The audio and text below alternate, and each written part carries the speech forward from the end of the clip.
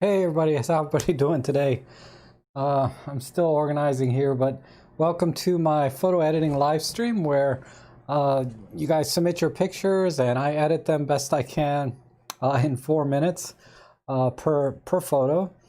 And also I put my picture out there for you guys to have a little fun with and edit. And we're all here just to have a good time and look at different ways of, or seeing how someone else might edit your photo, namely me, right? But again, it's always fun to see how you guys edit my photo too. So thanks for joining me today and spending your afternoon here.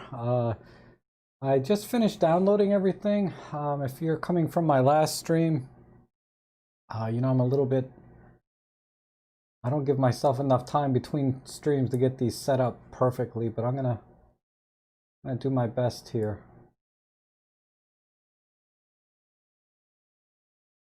And then I'll take a look at who's here. Okay, I'm on the old screen here too. 1 second. Let's see. Let's go to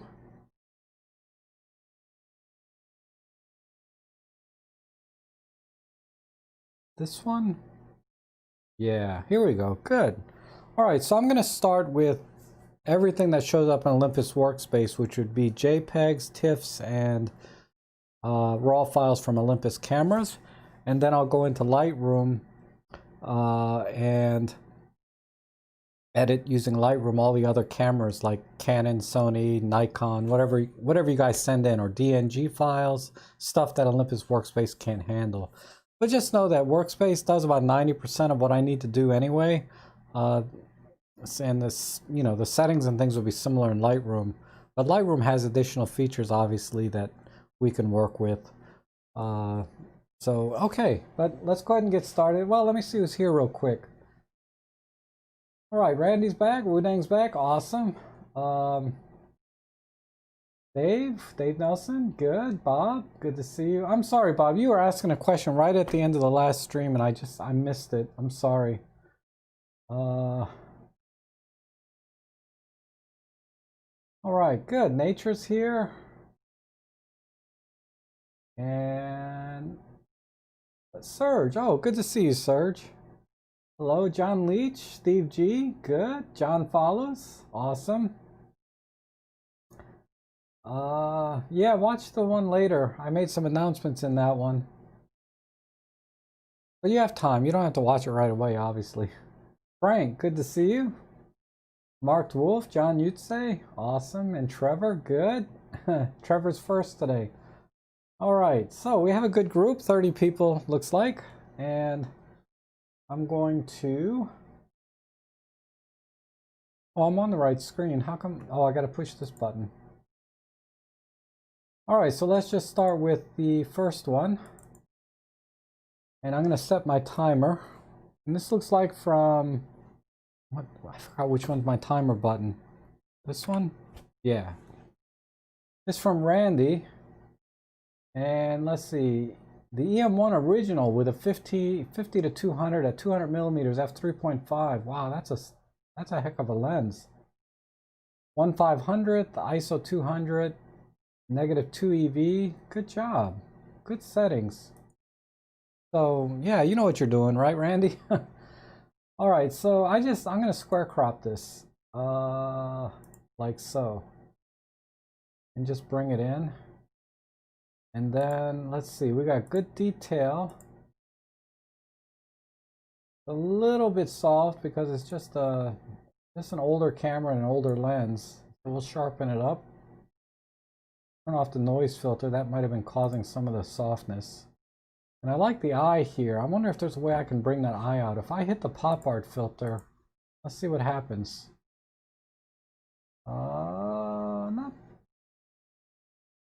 Not bad. I wish, wow, there's some yellow on this monkey.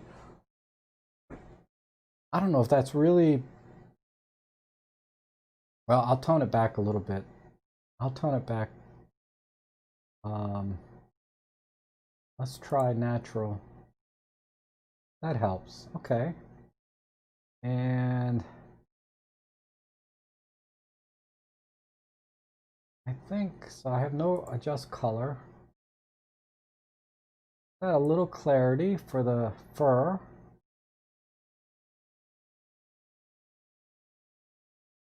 And then I want to see what an auto gradation does. Maybe it'll bring up the shadows just a little bit more. Okay, good. Good, good. I like that. Now you can see the eyes a little better too. But I'm going to adjust the tone curve just to pull it back a little bit.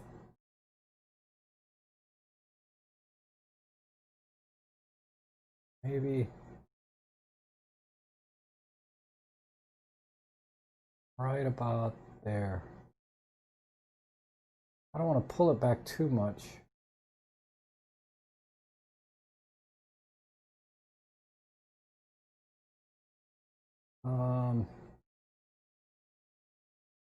Okay, now let's see if we can straighten it just a little bit.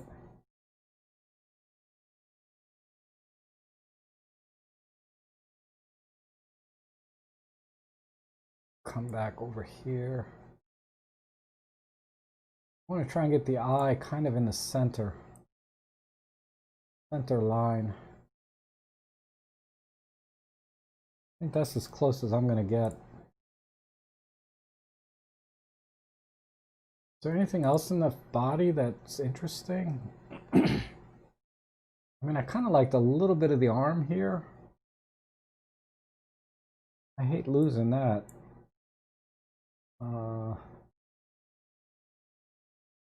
There's not really enough of the arm to worry about, so I'm just going to crop in. Like so. Oh my god, am I almost out of time already? I feel like I just got started. Okay, some vignette and I'm done.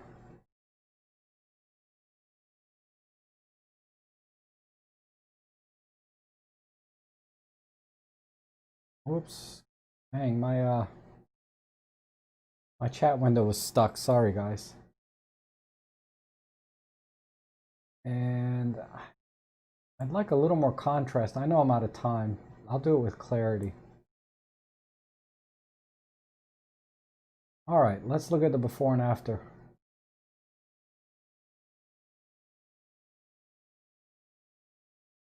Give that a second to render, but I think it's done.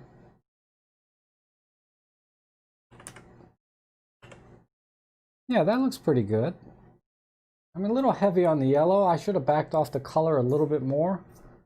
But you can really see that this monkey is not just black and white, but actually has some colors going on. If a little bit exaggerated here though, because I think this is a very soft yellow.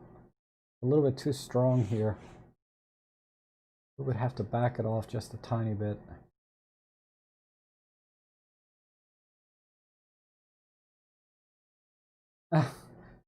That's too much information, Randy. But okay, let's move on to the next one. We have a lot of pictures today. Let's see, we got one here from DeMorkin. I think DeMorkin uses Lightroom. So I'll do this one in Lightroom because I know he uses Lightroom. He'd rather I do this in Lightroom if I remember correctly. I'm going to make a note. I need to come back to that one. All right, here's one from Wudang. Sent me a JPEG. And most likely a Sony, right? Yeah, the Sony Mark III. 28 to 75 f2.8, 53 millimeters. Good. All looks good. Good settings. What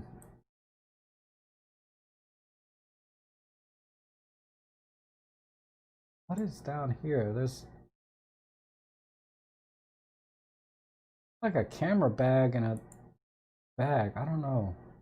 I like the lighting here. I want to try. Oh, where's my timer? Sorry. I like the lighting here, so I'm going to warm it up quite a bit. I want to make it look like golden hour. So let me start with that.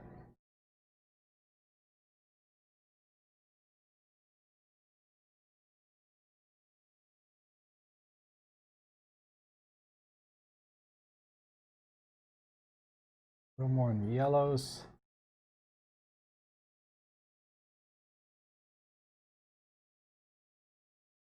Okay. A little more. I really wanted to hit hard like golden hour. Okay, good. And let me play with this. Let me give a little clarity and maybe a little dehaze. Just a tad, because, you know, when you're working at a distance, you start getting some atmospheric distortion. Okay. And let's really pull the shadows down and then back up very quickly.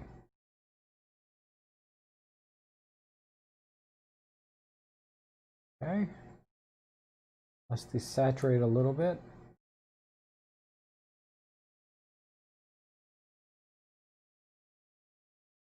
Yeah, long live JPEG, right, Lauren? Maybe a little more saturation. And for gradation, I don't think I really want too much, but just enough. I'm gonna back this off.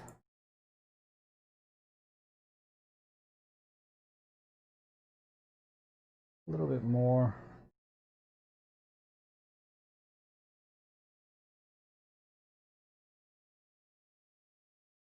All right, now composition-wise, I'm gonna get rid of this part of the sky, so I'm gonna go a little bit wider. And maybe pull it right there. So I got this corner. This corner looks okay. But yeah, let me get the tops of those trees.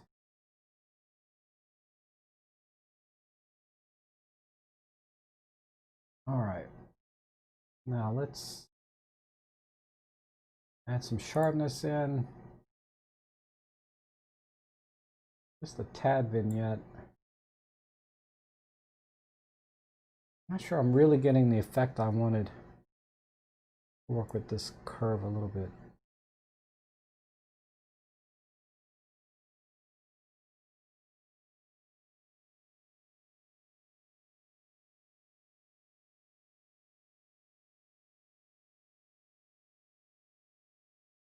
Okay.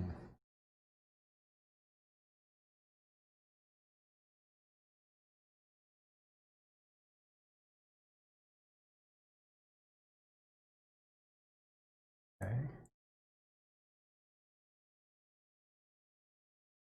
think that's it. I'm not really happy with this composition either, though. I got 18 seconds.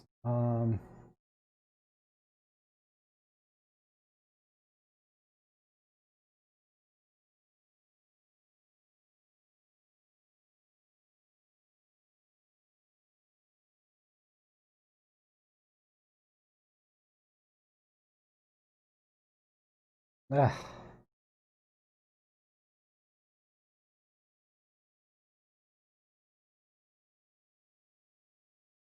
Oh, time's up. All right. Well, I think I'll go with the original composition that I had, this one.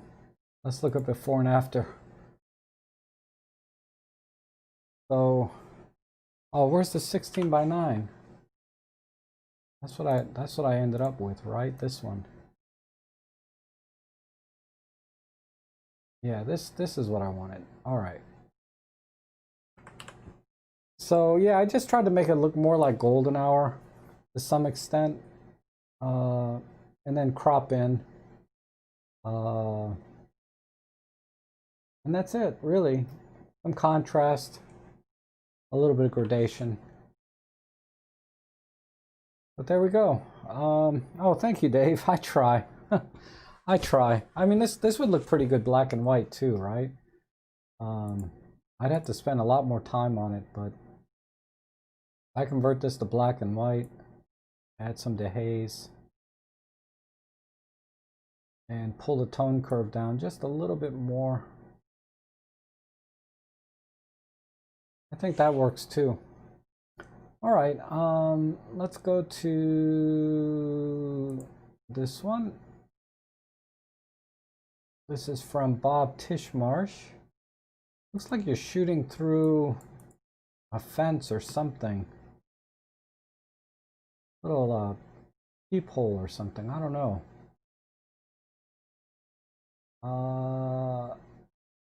Well, let's square it off.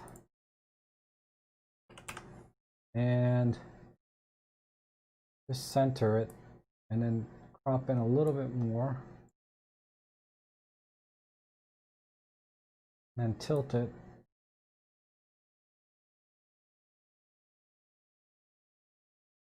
Looks like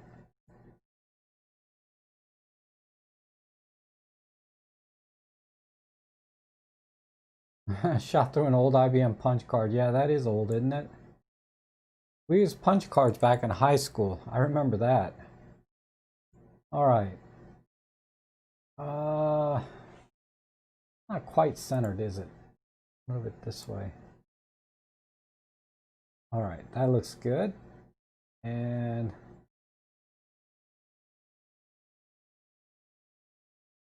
maybe a little bit tighter.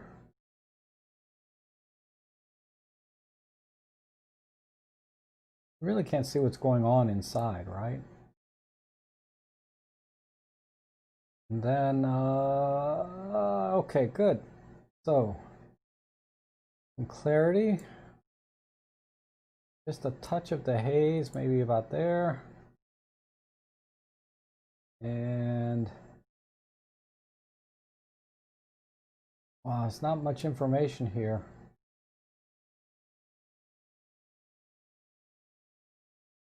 It was a WW2 pillbox, okay. Hi, Dawood, how are you? Good to see you. Glad you could join in. All right, good. Let's warm it up a tiny bit. Maybe 6,000 K. Let's try that. And I'm getting a little bit of grain or something here.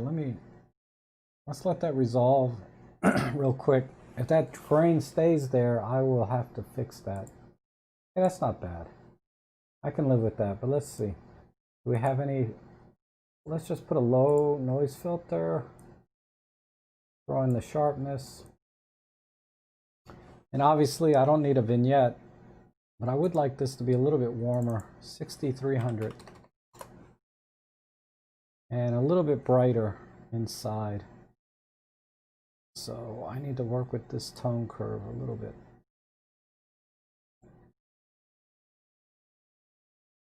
And this brown, I'd like it to be a little bit more yellow, this sand. No, I don't have any adjust color, so forget that. What if we pull this back?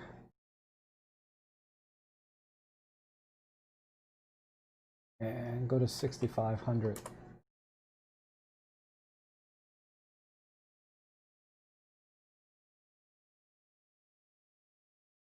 Oh, I'm sorry, I didn't look at the EXIF yet, right?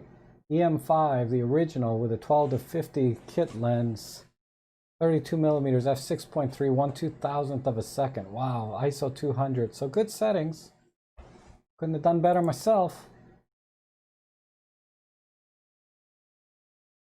All right, I think I'm done. So let's look at the before and after. And yeah, it's just basically crop in to square it off and then straighten the horizon, brighten it up with a little contrast, and we're good to go. Okay, neat shot though. I like those frame in a frame pictures. I haven't seen one where it's just totally blacked out though, like this one is. This is pretty interesting. Oh, thank you, John. Let's see. Bardston Flower from DeMorcan. Wait, who is this? This is DeMorcan. Oh, I think he told me he sent 2 in. Let me see, hold on.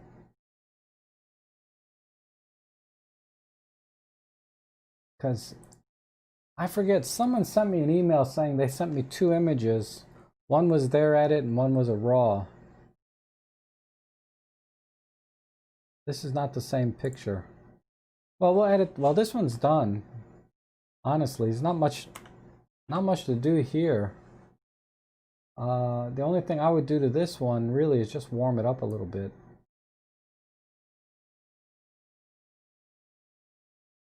You know, just maybe a little bit more. And yeah, I'm gonna call it there. Okay, DeMorgan. Yeah, it's a good shot though. It just needed a little bit of warming. Okay, and let's see. This is from Dawood Walnick. Awesome. Let's see. There's some people here. We got some kind of Halloween dude being chewed up on this monster truck. Okay, this is cool.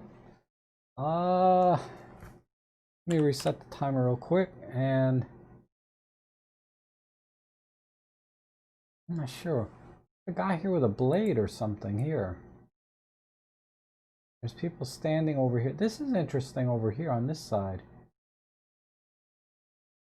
More so than these people standing here. I wanted to save these people, but then I don't think I can save them. I like this side more. If I do this.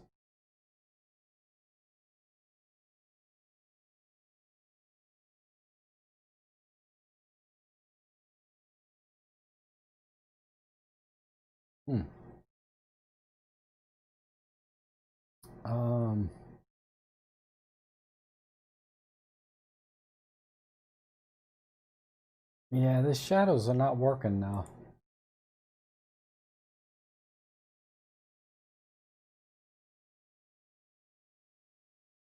I mean, I kind of like this juxtaposition of like this really nice family here looking at this gory scene.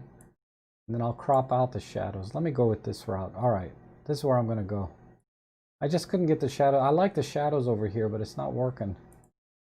That's too tight. But let's go this way.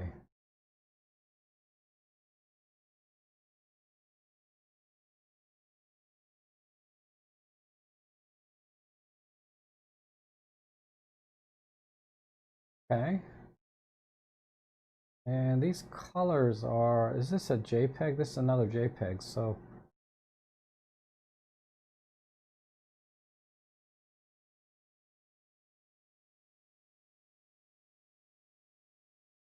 This, I don't know if there's any saving some of these highlights. Not really. I do want it to be quite dark if I can, but without killing the shadows too much. I'm going to use gradation tool. Pull off some of the saturation. This way. All right, good. More gradation. Now I can go back to the tone curve.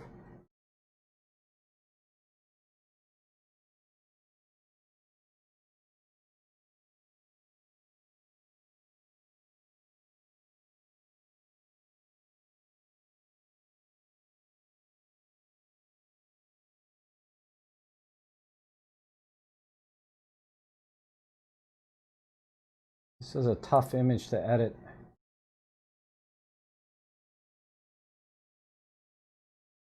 Do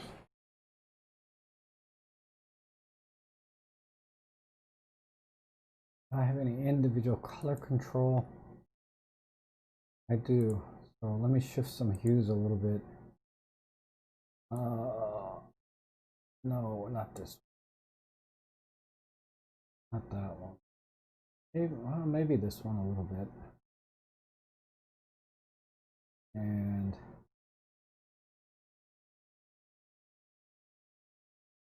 dang, you know, JPEGs are tough. Let's see.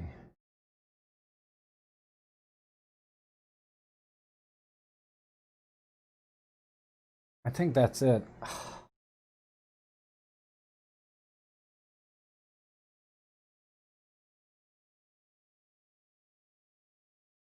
Okay, I gotta call it. That's all I can do. So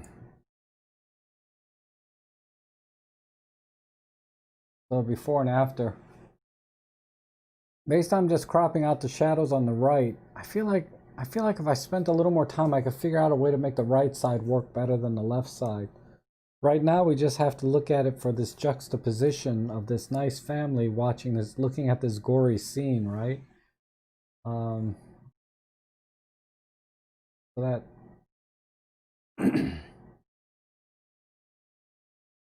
that kind of works like this, but not as well as I would hope.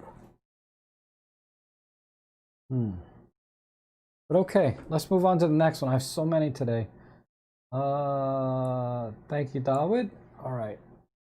Yeah, maybe next time. Yeah, this image, just the lighting is way too harsh because I'd really like to darken everything out except the teeth here, and then just have a very slight outline of just this family standing here, like they're a little bit of afraid what's going on over here. But it's hard to do when you got all this like broad daylight stuff. All right, this is from Levente. Wow, I haven't seen one from you in a while, Levente. Awesome. Thanks for sending this in. So we have Duranyi Ignac. So let's just do some perspective stuff.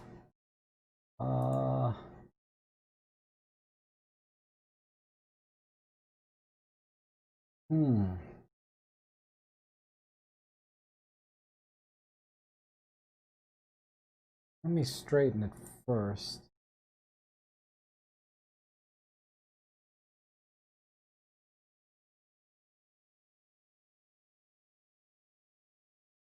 Okay, not bad.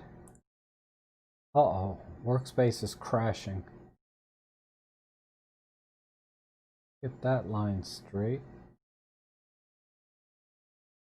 So,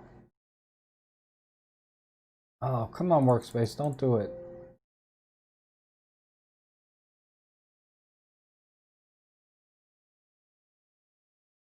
Oh. All right, let me close this window and open it back up.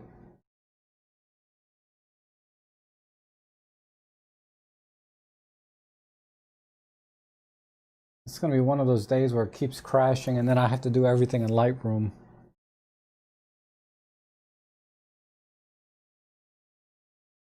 All right, let's try again. This one.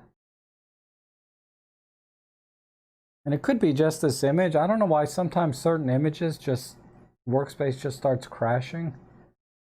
All right. I like these leaves leading up to the thing. I don't think I have enough headroom though to do a full image. You know, whenever you take a picture of a building and there's going to be this kind of keystoning error, shoot a little bit wider so that when you go into post-processing, you can straighten it out. This image here would be perfect for straightening out with keystoning because it won't look too weird if you correct it. But there's just not enough headroom for me to do it. So you'll see when I try to correct for this, I think, whoops, not that way, this way. You see how the top gets cut off? There's just not enough headroom for me. And this would have been a perfect image to have to do this kind of keystoning because I didn't have to do too much. But because it's so tight, I just don't have that option. So I'm just going to do a +3. That's the most I can do. All right, let's do some gradation and bring up some of the shadows. Oh, we're in auto already, I think. Let me check that box, see if that helps. Not so much. A little bit of clarity. Definitely some sharpness. Definitely make this warmer. Maybe another, yeah, right there. And what picture mode are we going to use? Natural. Okay. Since there's not a lot of colors, we just have this brown and a little bit of green. I might be able to go black and white on this. Let me see if I can bring up the shadows a little bit better. Okay.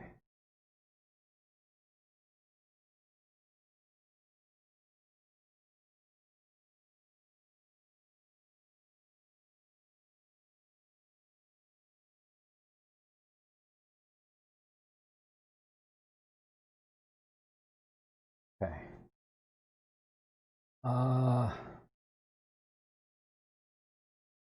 Good. Now, I'm going to do one last check on the sky. See if there's anything to be saved. Ah, there is stuff here. But I can't darken it enough to... Because clarity should bring the sky in or dehaze. Let me see. Yeah, workspace is not going to let me do it, but let's work with that. All right, let me readjust. I'm going over the time because I had to restart workspace, but let's see if we can bring the shadows back without killing the sky. I'm going to put this here. Whoops, come on.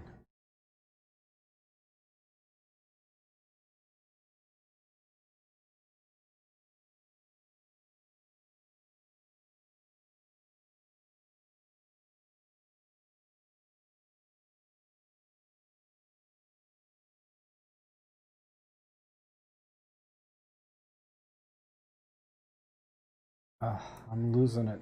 I'm losing the sky.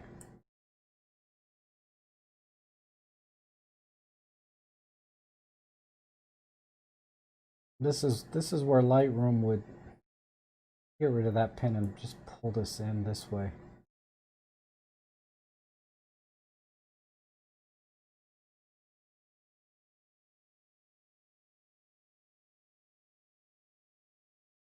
All right. Now I'm definitely out of time. But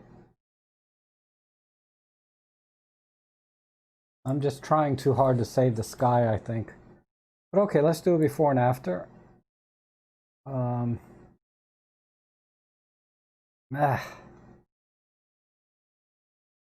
Terrible, terrible edit. Dang it, I had it right before. Without, yeah. Let me just forget about trying to save the sky here. Get rid of this pin. And pull this back down.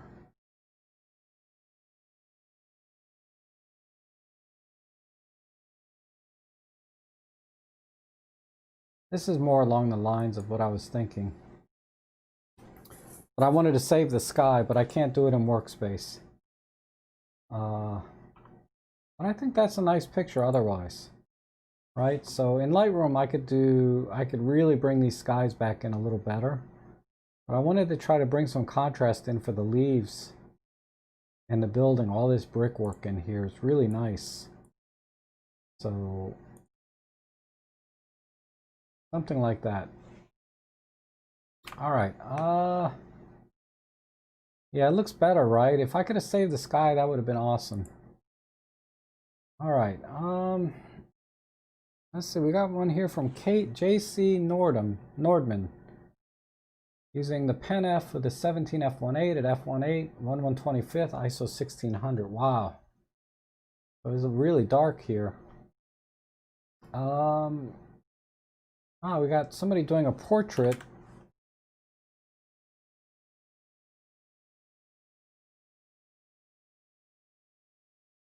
Of her. How's he doing? Doing okay. um,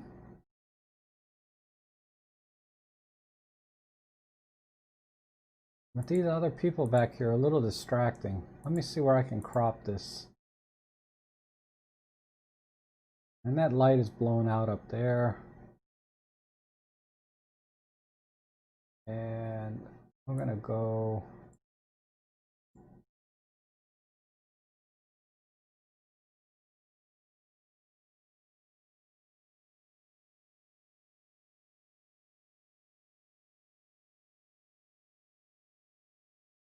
Let's see.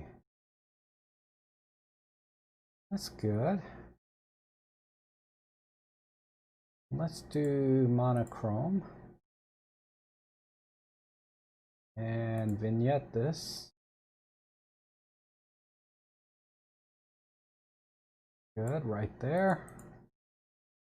And then there's no color, so these filters aren't going to do anything. But let's put a red filter, bring out the skin tones a little better. Some dehaze.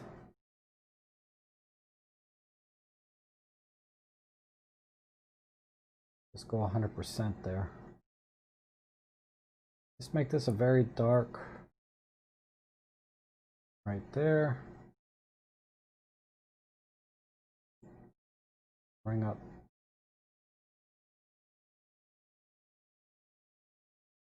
No, I don't know about this guy in the front. Let me look at this again. This hair is gone. I don't think it's worth saving the shirt. I'm not gonna worry about crushing that one. Let's bring, let me see, her skins are way up there. I don't need this pin. I need a pin right about here. Just to bring up the skin.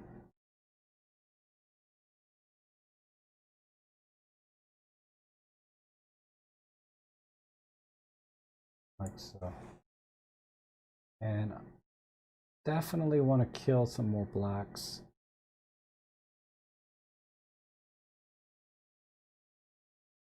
Or crush the shadows, I should say.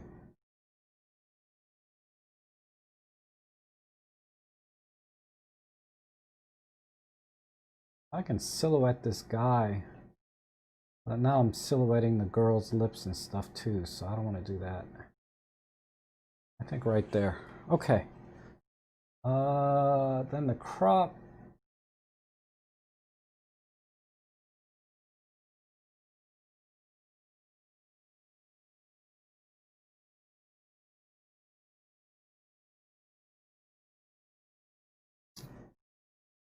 Let me just look at this crop. I feel like there's just a hair too much on the left and right.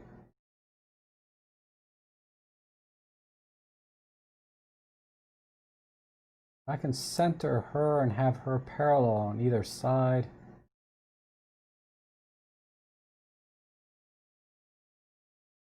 Just a slight tilt this way. Let me see how that looks.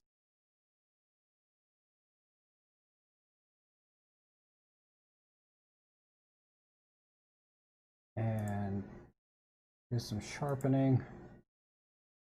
A little bit of clarity, and I'm out of time. All right. So that's maybe my final edit. Okay. All right. Yeah, I think that works. I like this. I would have liked to have brought, when I look at them side by side, I want to make one more adjustment. But I'd like to emphasize this side of the picture a little more.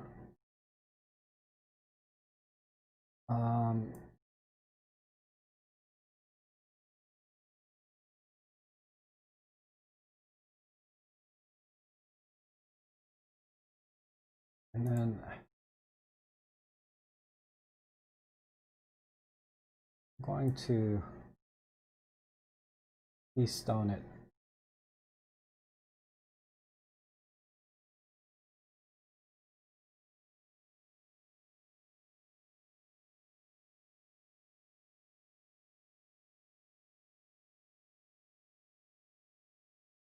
A little more.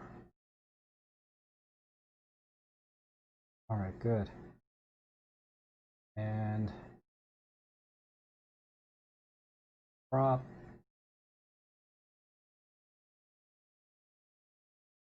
Okay. All right. Anyway, that's the direction I'm going.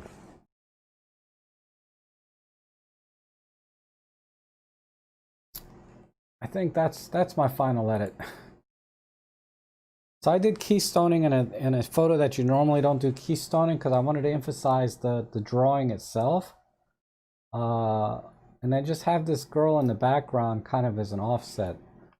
You know, then the guy's head in the middle.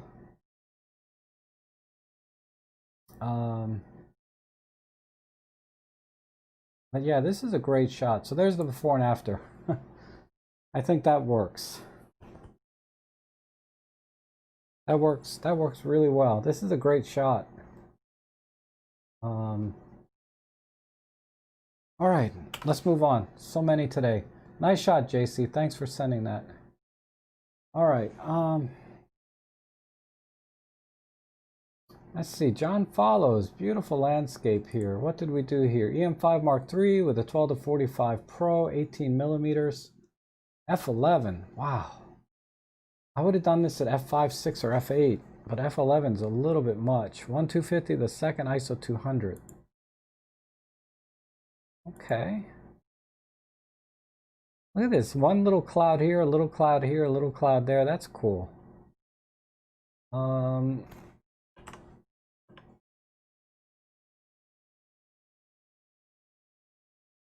celebration wood. I wonder.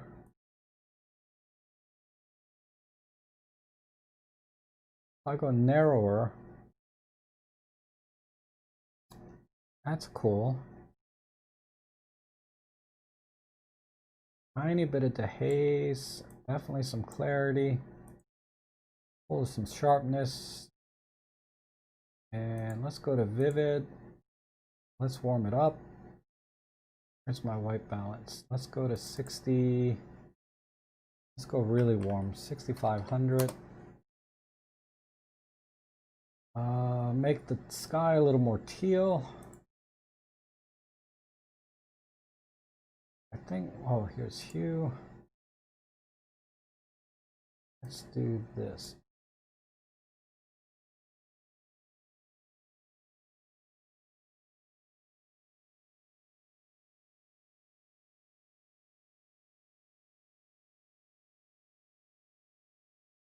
Not going teal or not?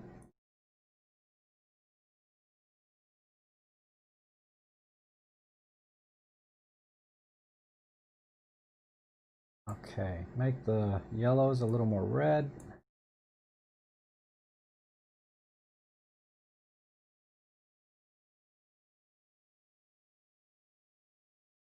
How about more yellow?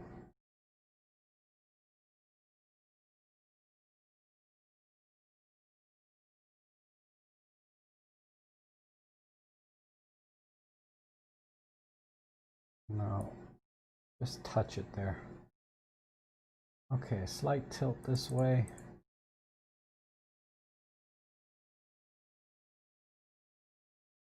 And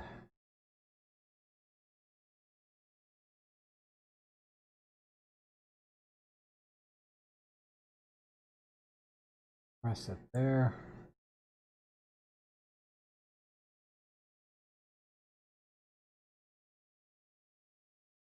Why is it? I didn't want to do that exactly. Hold on. There. This. Pull it back up here.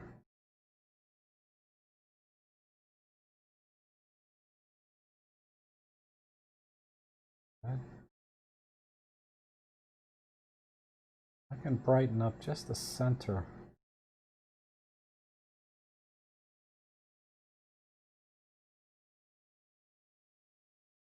Crazy about the colors that I did here. If I add some magenta back in, is that going to help? Yeah, too much. Must be my... Let me pull these back.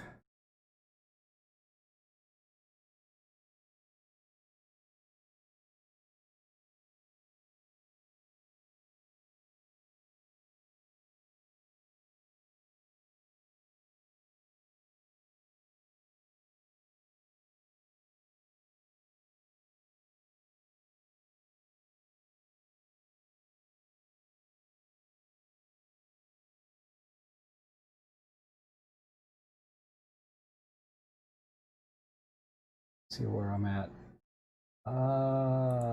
Okay. I'm down.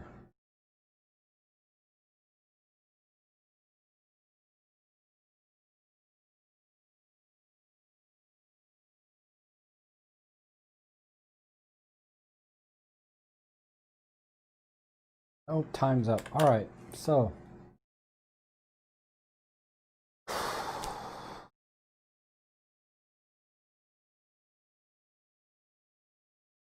I think that cleaned it up. I mean, it's just a little more contrast, basically. It needs to render some, but I think that looks good.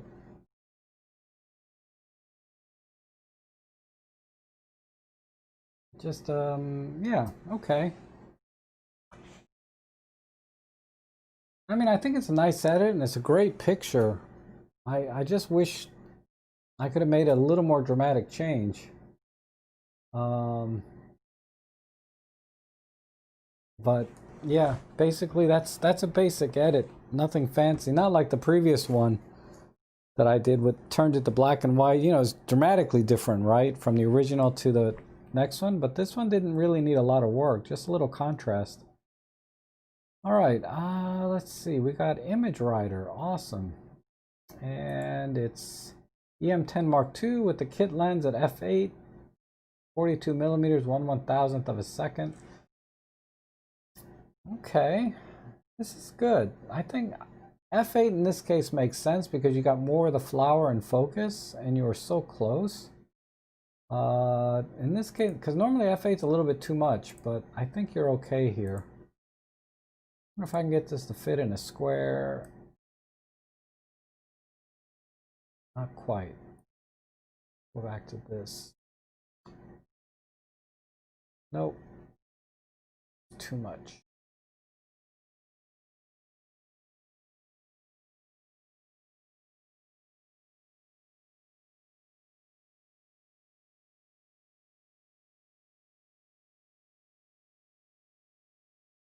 Okay.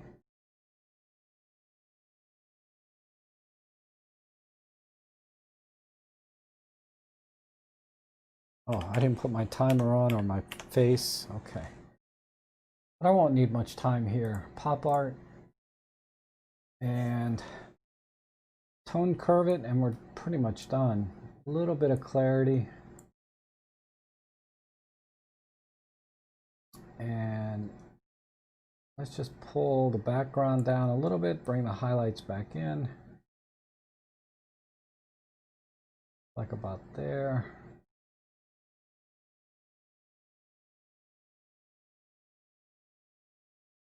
And just desaturate a hair.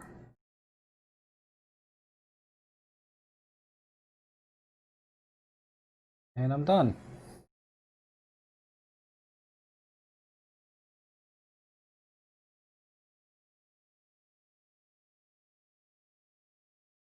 Okay, so yeah, basically kind of tried to black out everything else and just have the flower as the main, oh, you know, as the main thing, and a little bit of crop and tilt. That's all.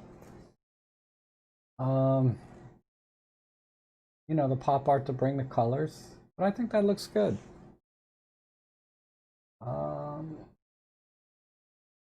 Okay, thank you, John.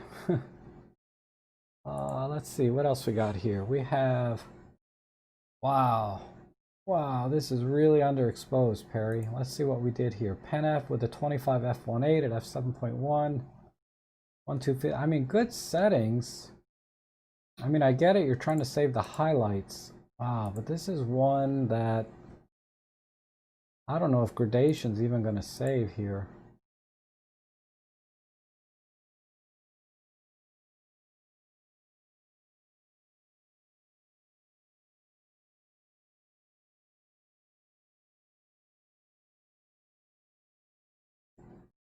All the colors are gone, so I'm going to go to monochrome, red filter.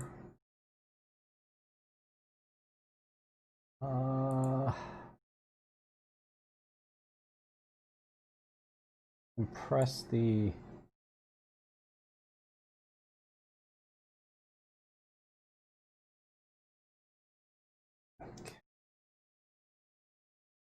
one of the haze, touch of clarity. Give that a second to render. Whoops, sorry, I didn't put my thing.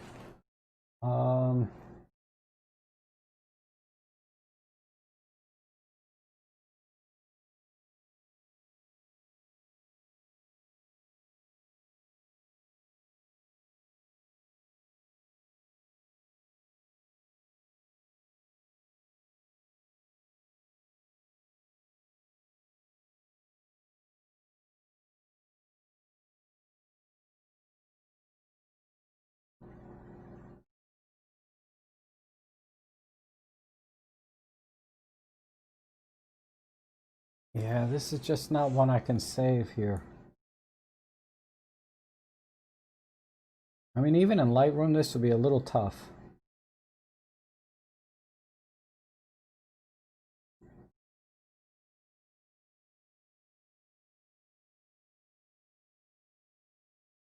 What if I just manually add gradation or contrast?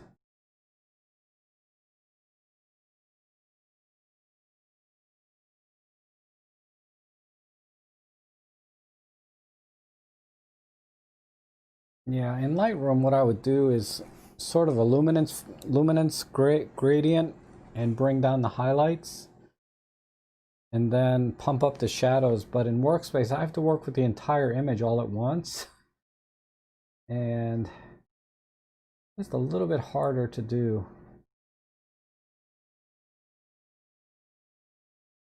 I could always add sepia. Yeah, let me split tone it since we have good separation of highlights and shadows. Let's try a red cyan type thing.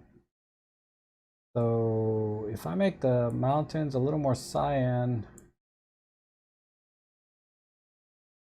well, no, I should make the clouds more cyan and the mountains a little more red. Nah, I don't like that. Let's pull the blues down.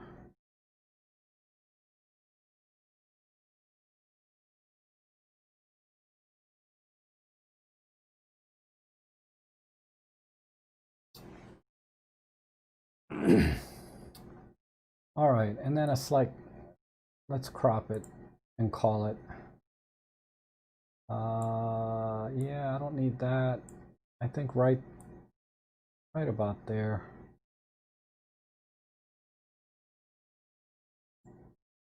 Okay, so I wish I could bring more contrast in.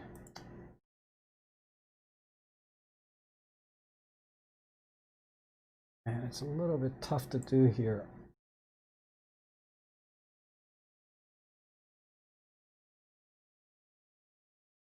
But okay, final answer. Because I think I went over time on this, even though the timer doesn't show it.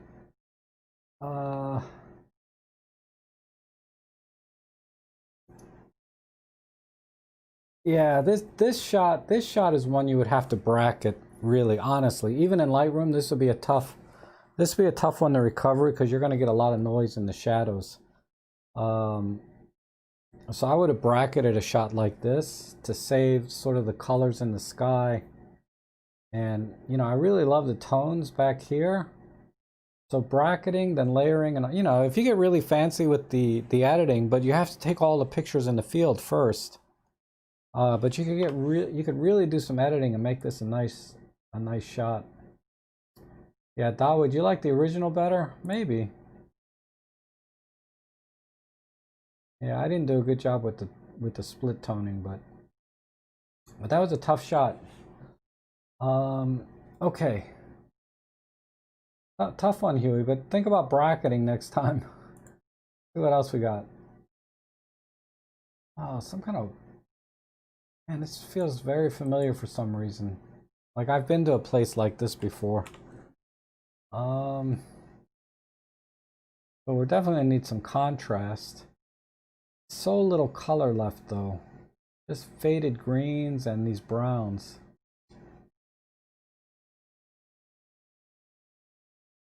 I like this tree right here. I like this fence line. I don't think I can do both though. Let me see what, let me just try this tree line.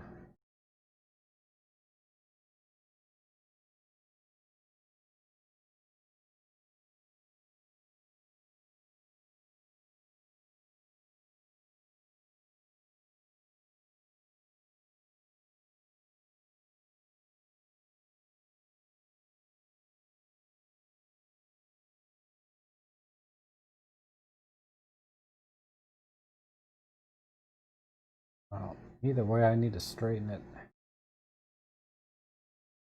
Ah, nah, they're just too far away. So, what about this fence?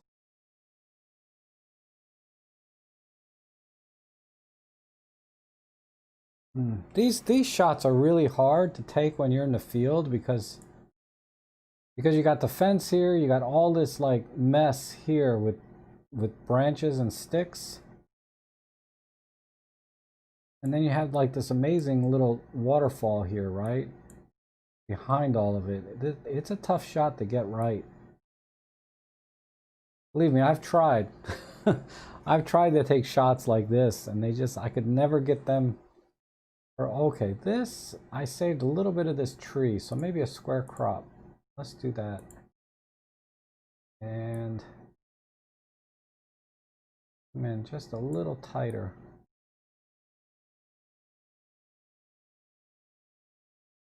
All right, so I wish there was a way to emphasize that.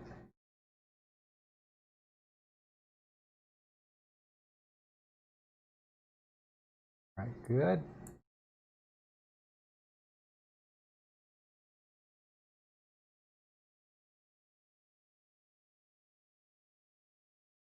And press this a little bit here.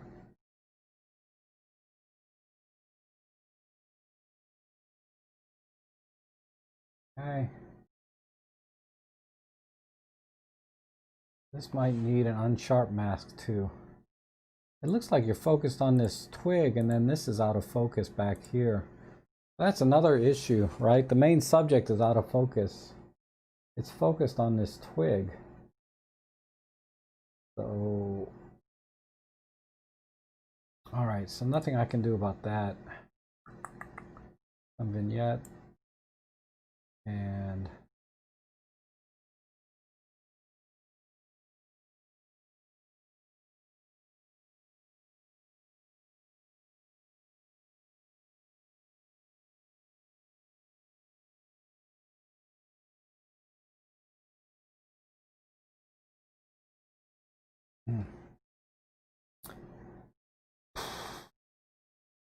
needs more vignette.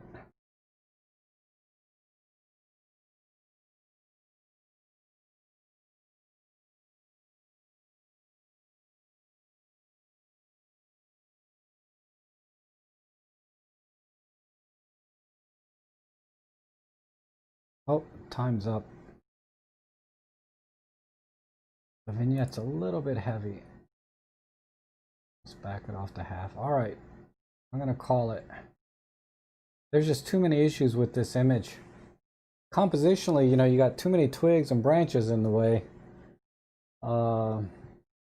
Which I get, man. It's hard to get a beautiful shot because this is really a nice scene, but it's a tough shot. It's a tough shot to get right.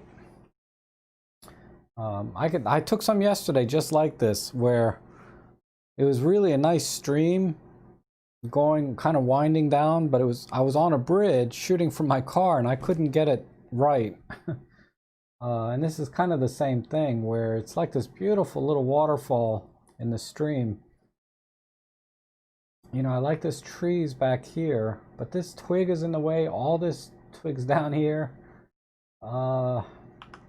It makes for a tough shot. But okay, John. Thanks for sending that in. But yeah, there's a lot of things going on there that's hard to deal with. Mainly being, you know, mainly it's the twigs and being out of focus. Oh, is this real? This is a real bird. Wow, Jillet, this is cool. Um,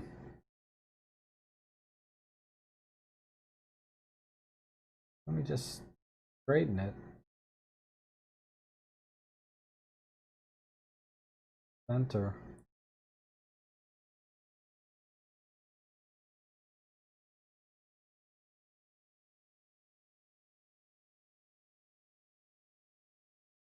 I think pop art might destroy it, but I'm gonna try it. Yeah, that's strong, but let's go with it. I just have to pull it back here, like so. And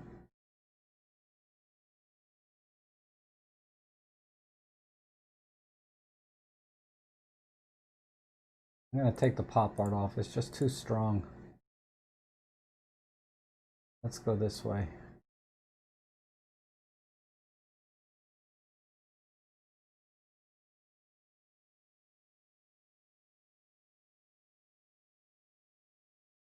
Okay. More color. Whoops. And let's see. Let's pull the blues back just a little bit. Here and here.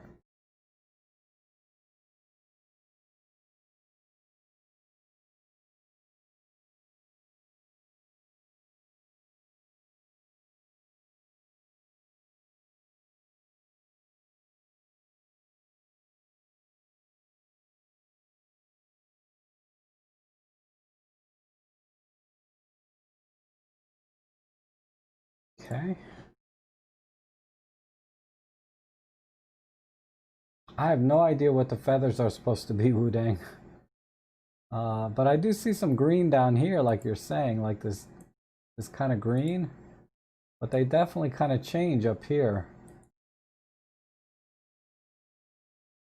I don't think I've ever seen a peacock in real life, personally. All right, let me fix the tone curve a little bit. Let me start over there. Let me just raise it this way.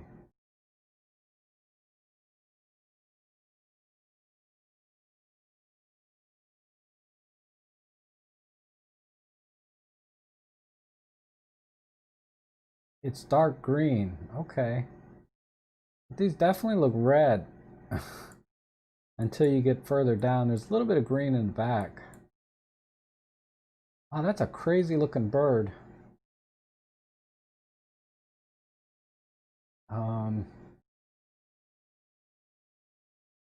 We really need to bring these blues down.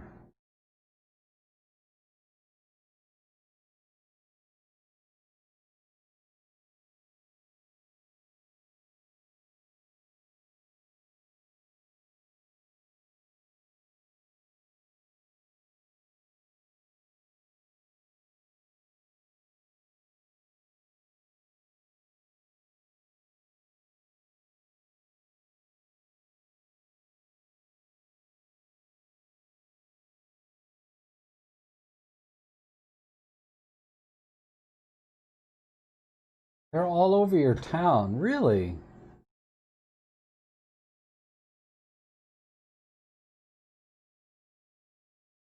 Okay, Randy, we'll see you later. Go watch some racing. Awesome.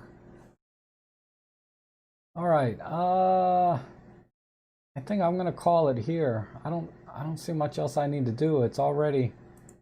Let me look at the before and after. Yeah, I think that's the right direction.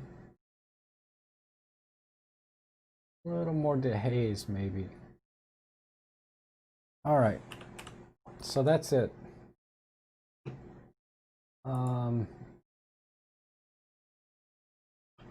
Need a before and after shot. So just give that a second to render, but I think that's about right. I mean, okay, it needs to render. There, it's coming.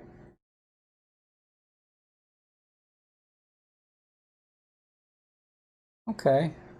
Very subtle. Again, not much I did here. Just mainly contrast and then adjusting the saturations a little bit. But this is the kind of this is an awesome shot though. Wow, look at this thing. I almost feel like just doing a vertical on it. You know? Like that. And just coming in.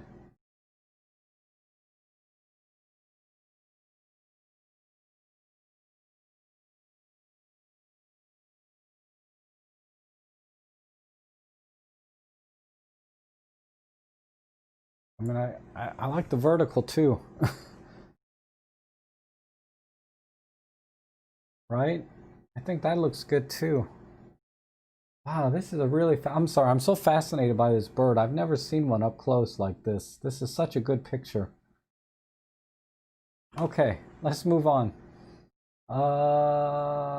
Okay. Excuse me.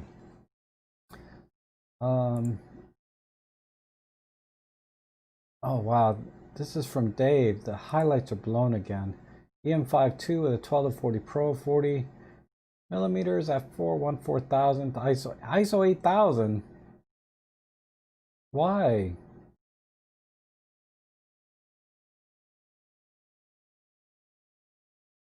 Why? Wow. Yeah, I'm not. Yeah, at ISO 8000, I'm not gonna be able to save the highlights. Never mind being a JPEG. Those are gone. So let me just let me do that and square it off.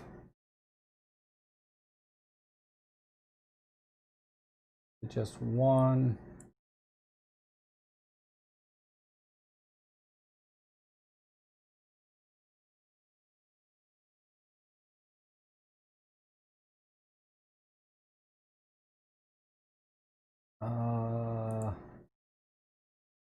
Not that much. Yeah, look at this histogram. There's nothing here to edit.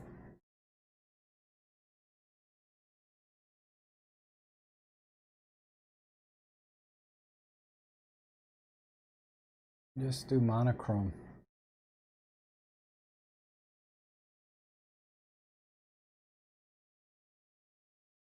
All right. Sorry, Dave. There's not much I can do. The highlights are gone. There's just not enough left here. But compositionally, that's what I would do. Try to simplify it down to just one stem and one little bushy thing at the top, whatever that is. And then recompose a little bit so the background doesn't get in there like it is now.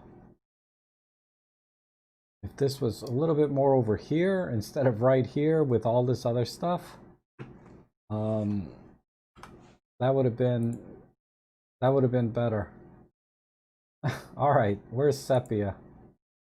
Here. Sepia kind of works.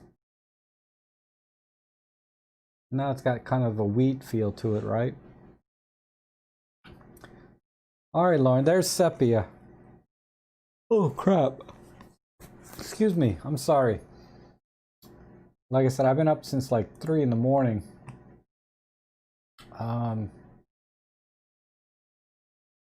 Okay, this is cool.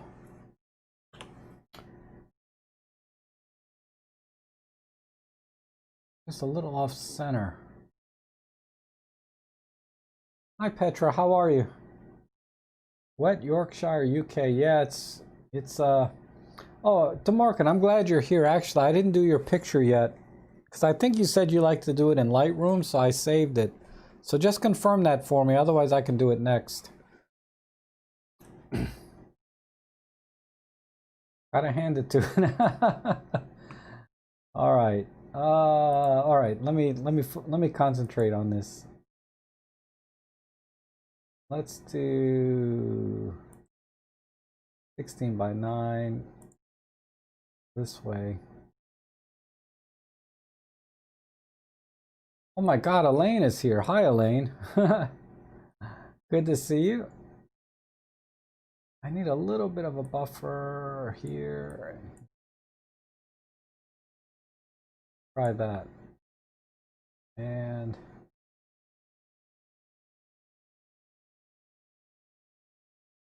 pop art it. Pull the compensation down. Oh, forget the pop art.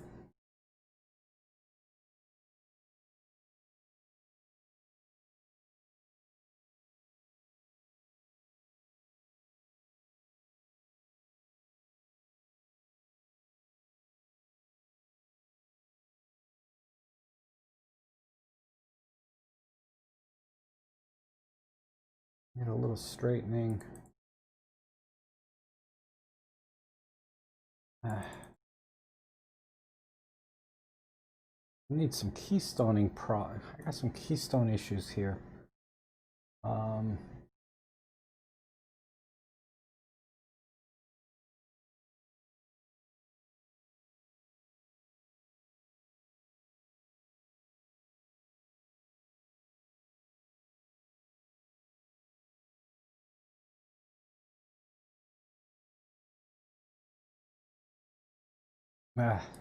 Screw it, I can't make it straight.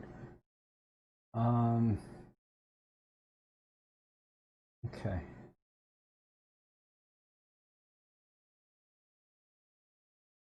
I don't want the background. I'm gonna pull that.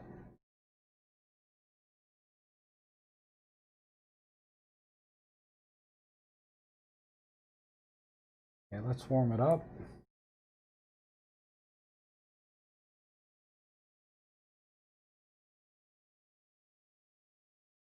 And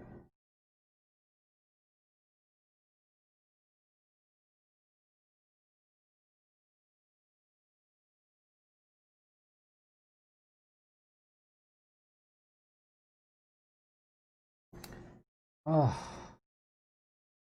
this is a really neat picture, but I can't make it.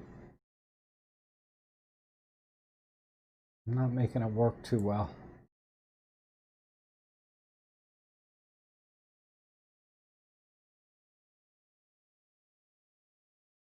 Oh, you're welcome, Jilay. I hope you liked it. I can't even remember which one was yours. Sorry, but I enjoy doing these. It's a real challenge sometimes. Like this one, it's really a neat picture, but I'm struggling to really make it interesting.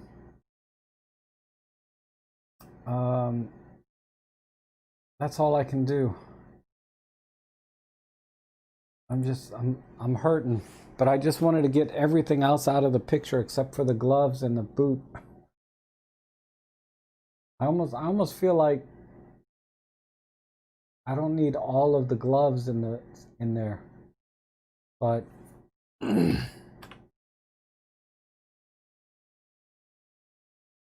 mean, there's some writing on this, isn't there? No, not really. Okay. I mean, a vertical crop might work for this. Like, stop it. Maybe.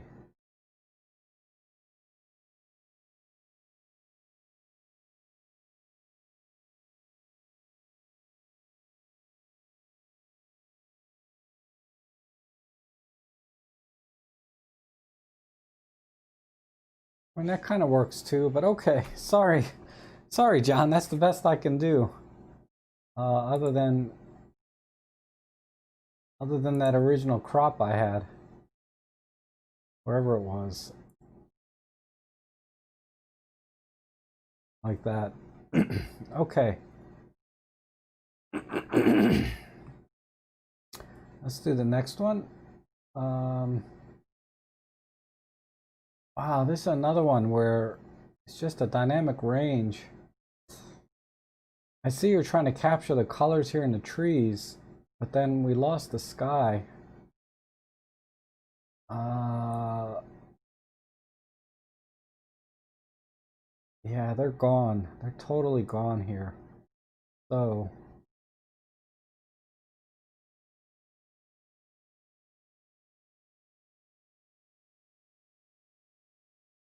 let's just get the flag with some of the trees and just a minimum amount of sky.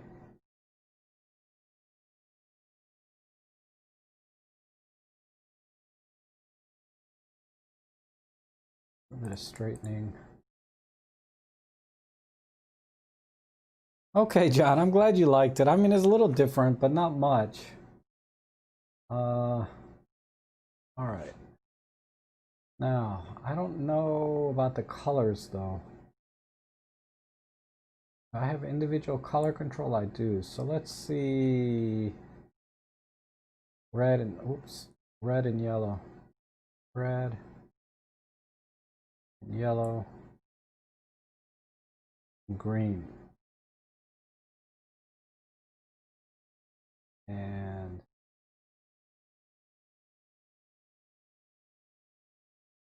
luminance. Let's brighten the red, yellow, green.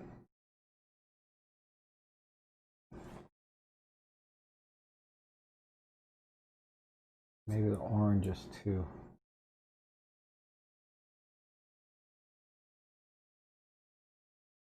Okay. Then try some dehaze.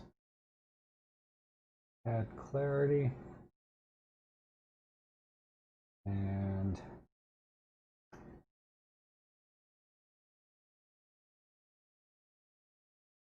just crush some of the shadows, but then let me see. These are, wow, these are really close. These are right here.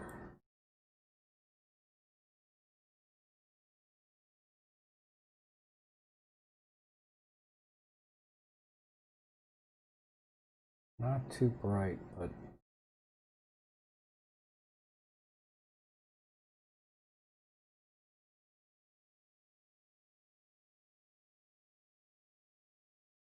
oh, hey, DeMorgan, I didn't see if you had answered if you want me to do your picture in Lightroom or in Workspace.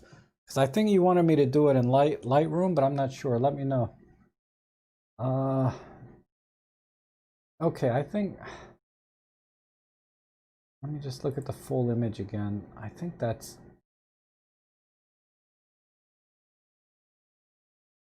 I mean, if I can get a little more tree in, like so.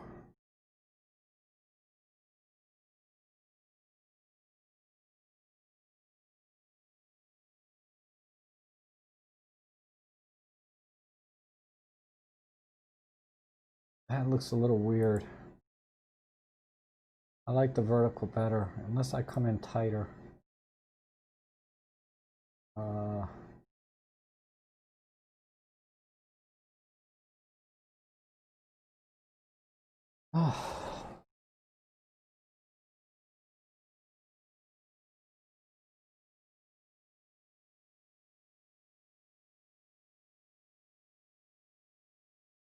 Yeah, it needs light painting. Okay.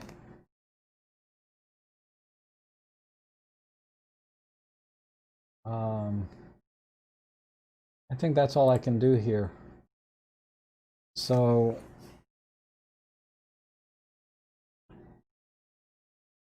I know you're really trying to bring these colors in from these trees, because to the naked eye, I know this is really pretty, because those reds, the problem here is the lighting is not on the trees too well. It's just a little bit too hazy.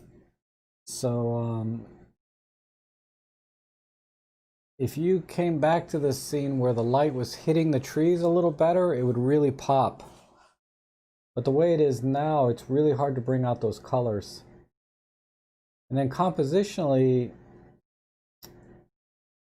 I mean, I kind of like the bridge and everything in the background, but the sky is blown out. And So this is another shot where you would have to bracket this or use a graduated ND filter on the front of the lens to save it.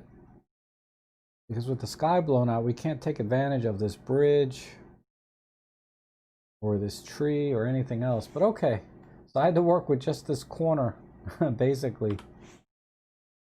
Okay, Frank, but that's what that's my thinking on that. Is the light's not hitting these trees right. That's why the colors are so kind of faded. And you can see I tried to saturate it. I could do a little bit here and put this in normal. Let me just try one more thing. And then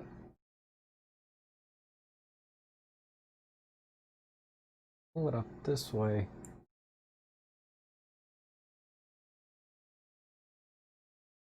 I mean, this is the only other direction I could go. I didn't notice it was on, the gradation was on auto.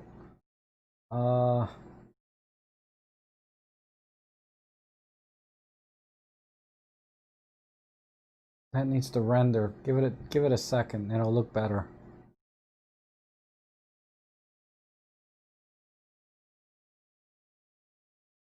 But this shot has to be bracketed basically. I think a square crop.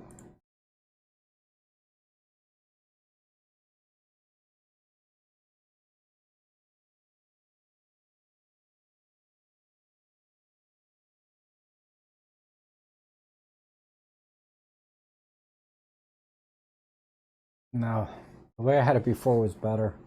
Okay, sorry, I have to move on. That was a tough shot to edit. Man, these are tough today. You guys are killing me. Oh my God. All right, let's get an easy one. All right, this one's easy. John McCormick, awesome. Good. So nice and sharp. What do we use here? 75 to 300 at f11. Oh my God. How did you get this shot so sharp with that frickin' lens? I never have this kind of luck.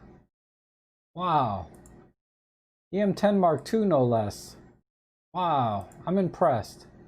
I'm impressed. Good work there. 1/350th of a second. I'm impressed what you did with this lens. All right, let's square it. Come in very tight and tilt. Oh, let me try and stick to a timer this time. And we need to tilt it a lot, like so. Come over. Give it a little more breathing room.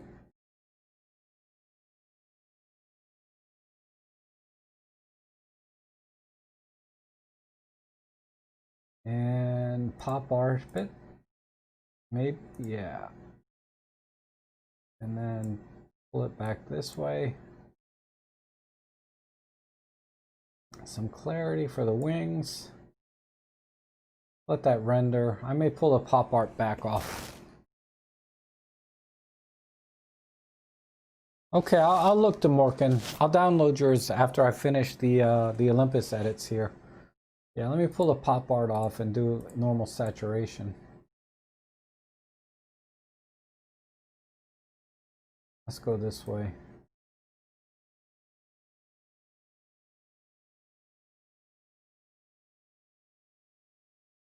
A little more clarity. I'd like to bring the eyes out a little more. I don't think I can. I think that's it though. So we just need to let that render. And then I'll see if I can do any additional sharpening after we, no, that's sharp enough. Yeah, pretty impressive. Just a little bit more lightness. So I will mess with the tone curve a little bit. I want a little more brightness right here, so dead center.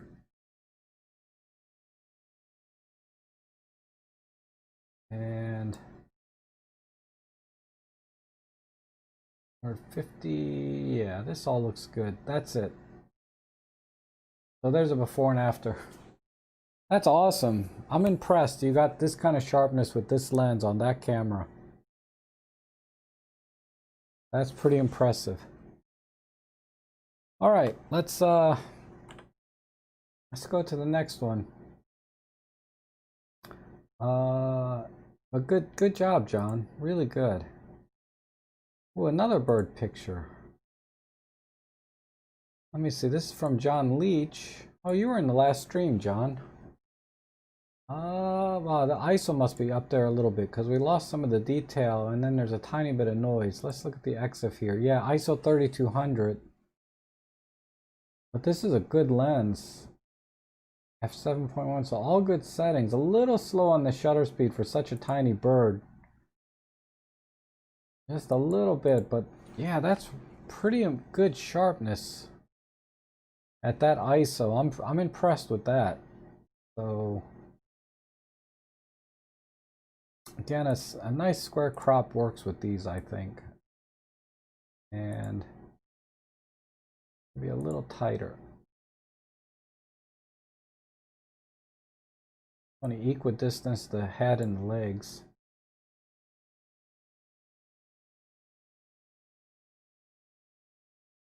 And we'll just crank up the saturation.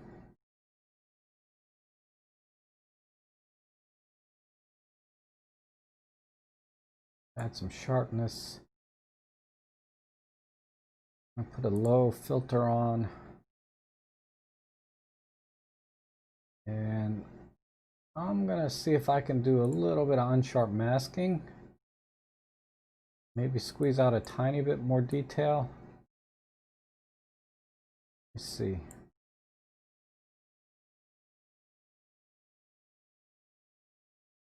Oops, that's too much. Sorry. Let me just type it in 1.5. Yeah, I like that.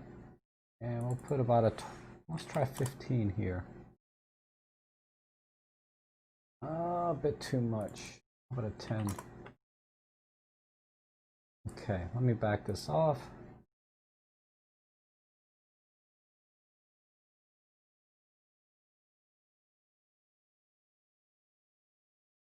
Clarity doesn't mess with colors. It sort of makes the highlights a little brighter. But there's, I think, I can add a little bit of clarity, but I'm not sure this is the right image for clarity. Let me try a little bit. Yeah, it's not.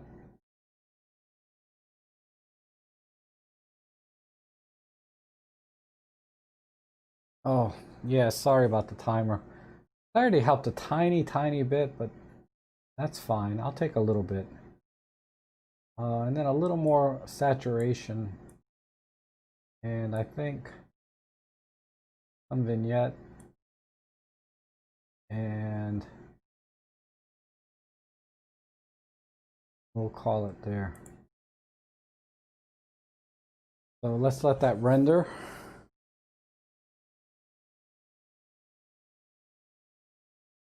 Okay, good.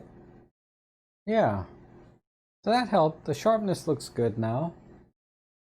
And the colors pop a little more. I think just a tiny bit on the tone curve, and then I'll be done. A tiny bit here.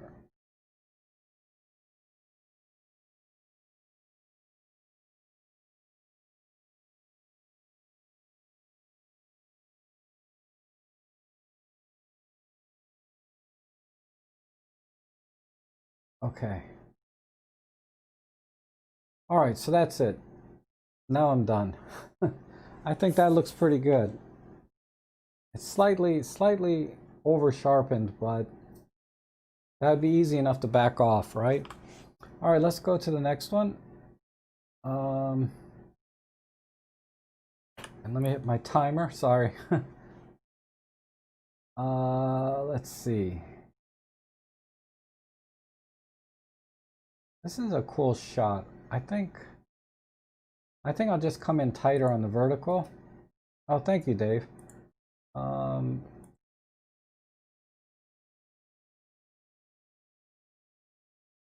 Get rid of the brick on that side if I can.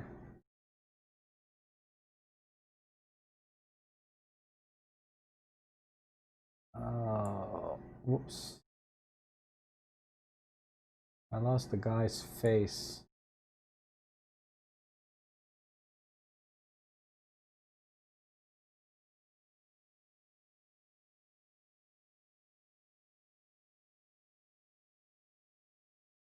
I can cut her.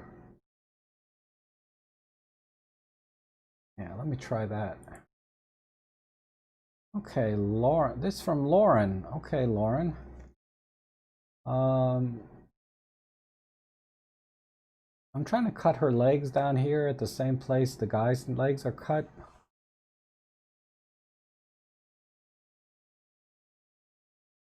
I don't know. I think I like her feet though.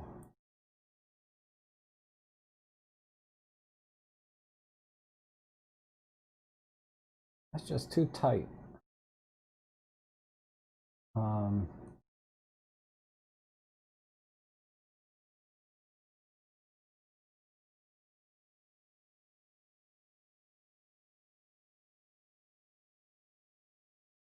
Original. Let me try this one more time.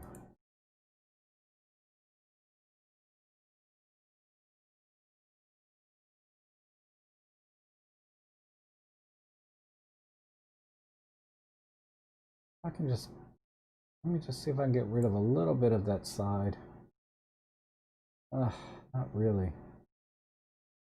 Can't believe how straight this picture is. I knew you're just out there hand holding stuff. I'm gonna go with that. Let me see. I need a little more headroom.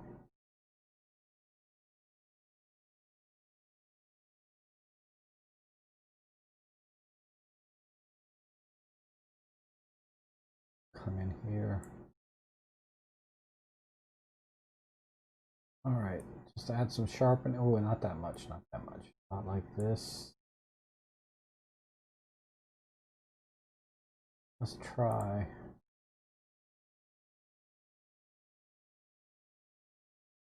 Gross. Why does partial color look so weird? I just wanna.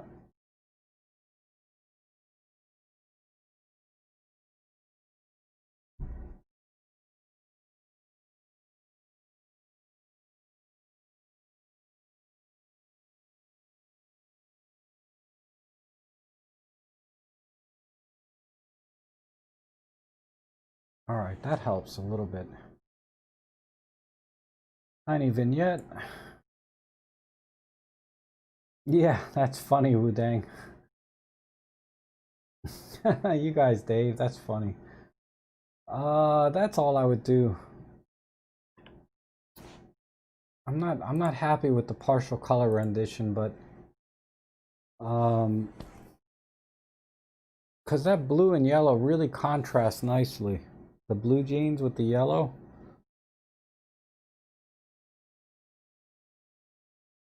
Man. I mean, the main thing here is just a little tighter crop, and that's it. But this is, you know, Lauren as usual, he's usually already very tight on his shots, and the colors are always already very good. Let's see what this was. This was an EPL8 with a 45. Okay. And you dialed in a +7 exposure comp, so all good settings. All right, let's see what we got here. Oh, this is crazy. What is this? This must be like at a play or something. Interesting. Halloween Abbey Major. Wow, nice. EM1X with a 17mm f1.2. You know, people keep telling me to get this lens. Now I see why. God, look how good this lens is. That's pretty amazing. I mean, it's not like tack sharp. Like, I mean, we're at a distance here at a high ISO, but the way it renders, there is something kind of magical about this.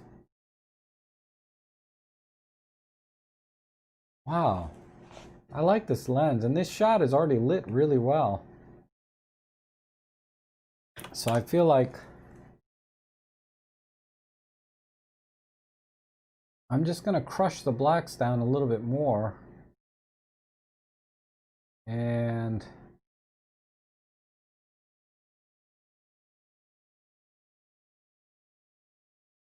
retain the highlights, or I mean the midtones somewhat.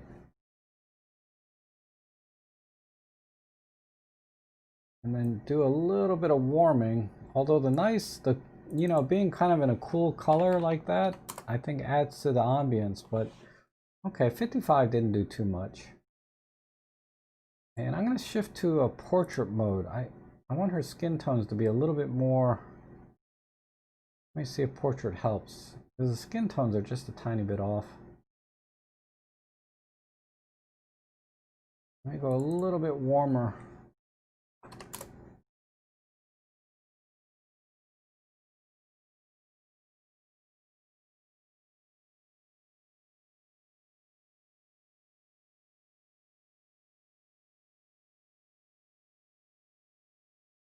I'm in a little tighter here.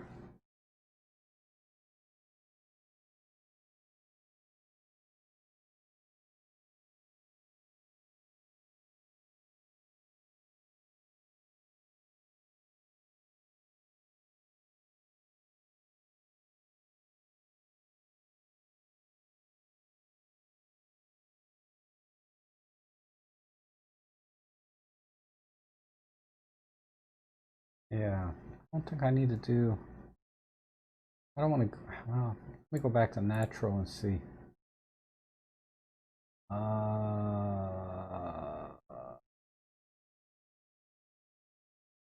like how portrait look.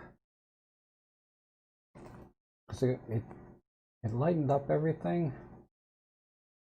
Let me just go a little bit warmer.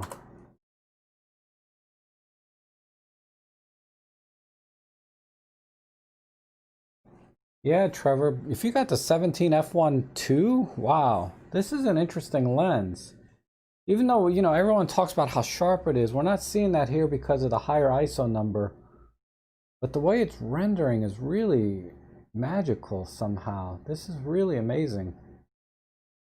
Okay, I'm gonna call it here. I think this picture was already really good. We didn't need much. Just a little bit more contrast. And that's it. I like it though. And then going to portrait mode just brought her skin tones back a little bit, I think. And just a slightly tighter crop. We could go a little tighter on the bottom and the left, but I kind of like the negative space here too. All around in here. I don't want to lose that to crop out the bottom. So the only other crop that might work is a 16:9. But that's a little bit too tight. You know?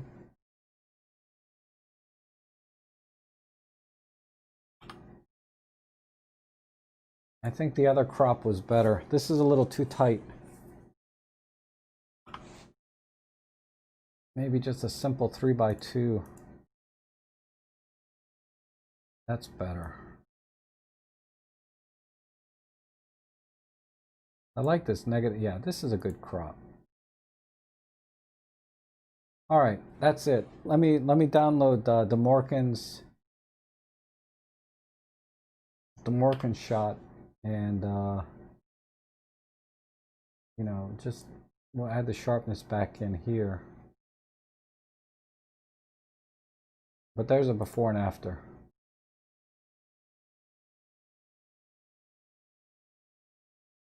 Yeah, the colors pop really well here.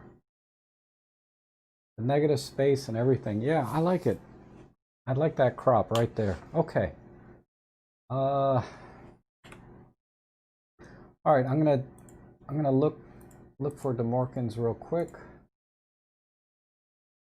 Wow, like 4 more came in.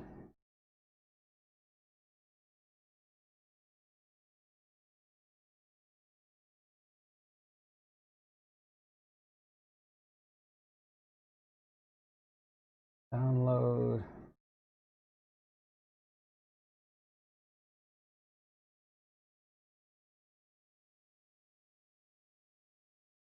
Let me just download these one at a time.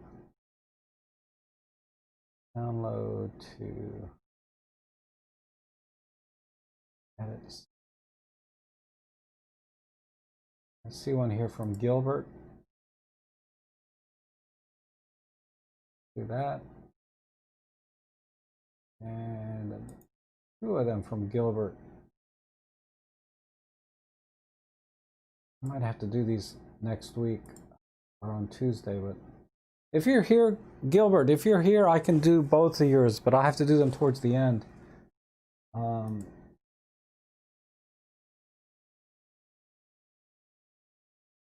So the Morgan, this is a,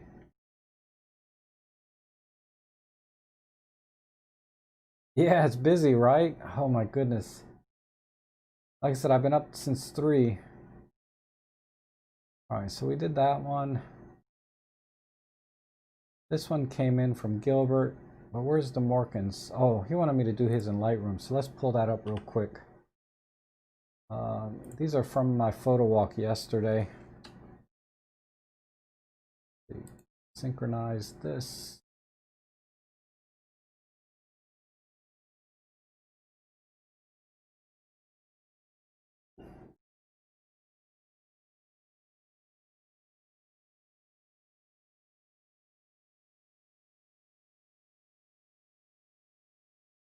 Oh, we got to go through all the viewer edits. Man, there's some crazy ones in here.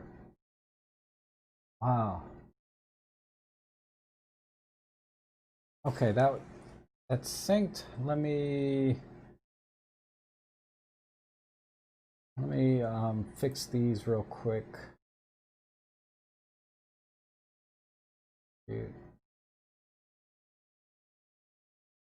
Metadata. So we got a G9. I got to do this one. Done those. So this JPEG. I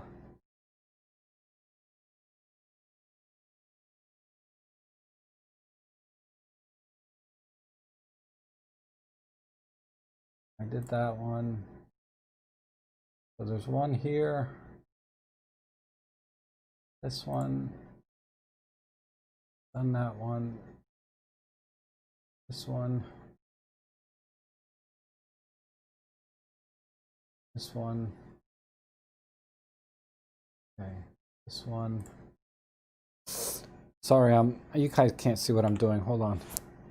This is what I'm doing. I'm pruning the ones I haven't done yet.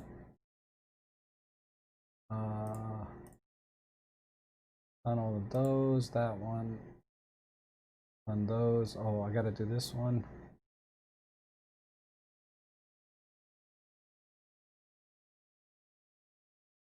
How did I miss this one? Oh, it's a DNG. Okay. DNG.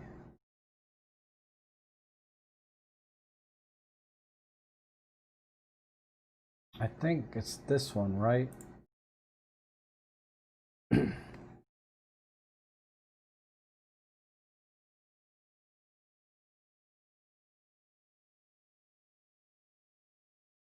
Okay. So let's go back up here. Pick the yellows. And there. So these are the ones, wow. These are the ones I haven't done yet. Okay. This one's done. Wow, nice. Nice, Gilbert. Really nice. 12 to 40 Pro. The Queen Mary, wow. That's interesting. And this one's done too. Wow, okay, Gilbert. Well, thanks for sharing those, Gilbert. These are nice, really nice shots. No editing needed. All right. And then the Morgan, let's see. What can we do with this? Let me check the comments here. Let me close this down.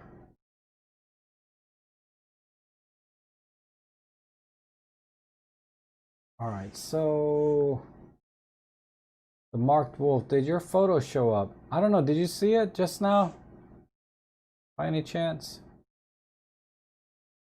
Um, Marked wolf. Which one was it? Well, you don't know yet. Hold on.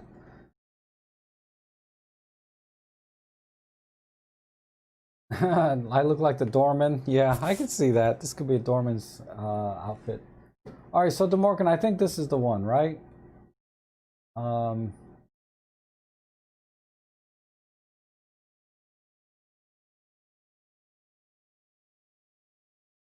I think a D600. All right, let me see. I don't think I saw a D600 in here. Oh, here it is. Okay, yeah, yeah. I marked it. I marked it with the yellow, so you're good. We'll get to it. All right, let me go back to this one. Oh, timer. All right, let's do this fast. Okay. Yeah, let's get rid of the sidewalk. And most of what we want is right here. So we can go there. And let me click auto first. Yeah, that's what I thought would happen. Oof.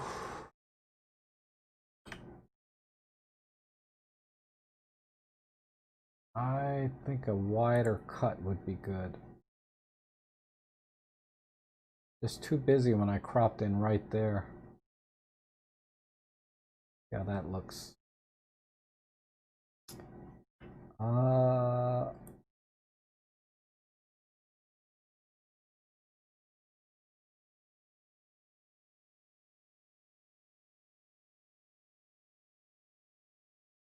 Now we're kind of missing the symmetry a little bit. I like the depth of this trees back here, but then I lose the symmetry. Okay, close enough. Some vignette like this. Feather a little more, and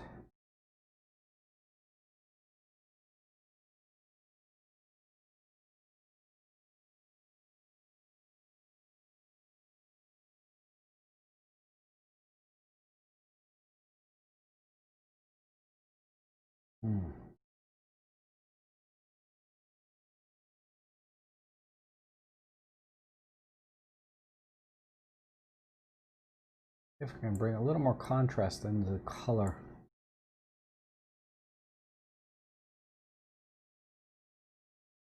Let me just auto this. It's pretty much the same. All right.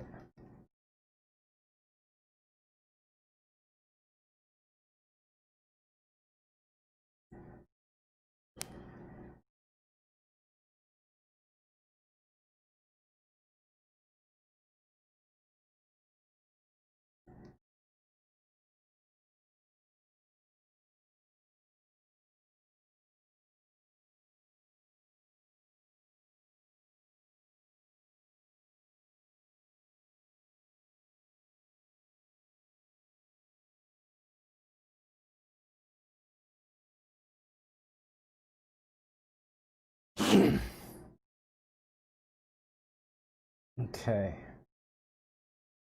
Not doing too good here. Let me bring a little more saturation.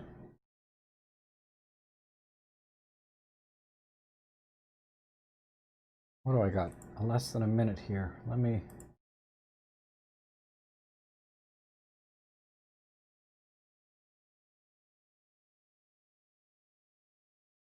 see if I can light paint my way out of this.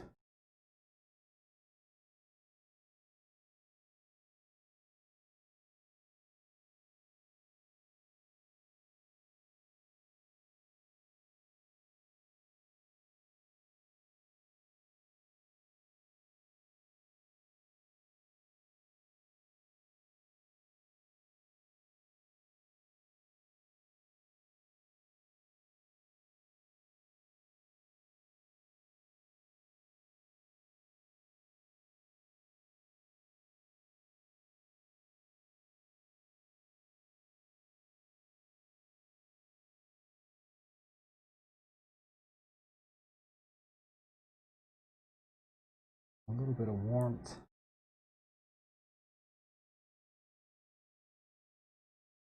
Oh, time's up. All right.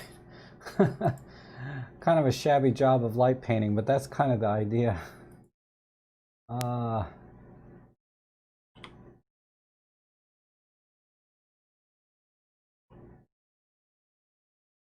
that's kind of the before and after. Ugh. I kind of rushed the light painting a little bit, but that's how I would do it.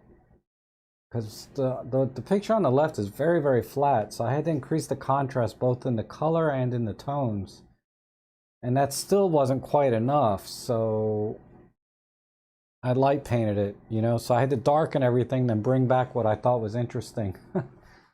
So, okay, DeMorgan, I'm glad. But that's, you know, you can kind of take that idea a little bit further, right? All right, let's see. Ian, or Mark Wolf is here. Let me do Mark Wolf real quick. Let's see. Develop. Okay, this, let me click auto and then I'll work with it from here. Pull this back. Definitely bring the shadows, pull the blacks a little more. Got some weird white balance.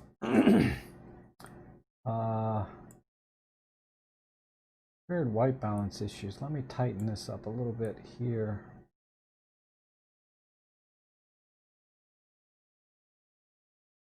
And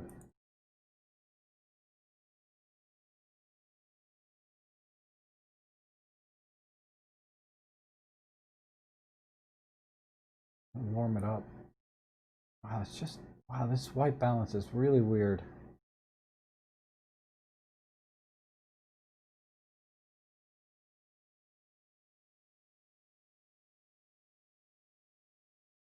Clarity.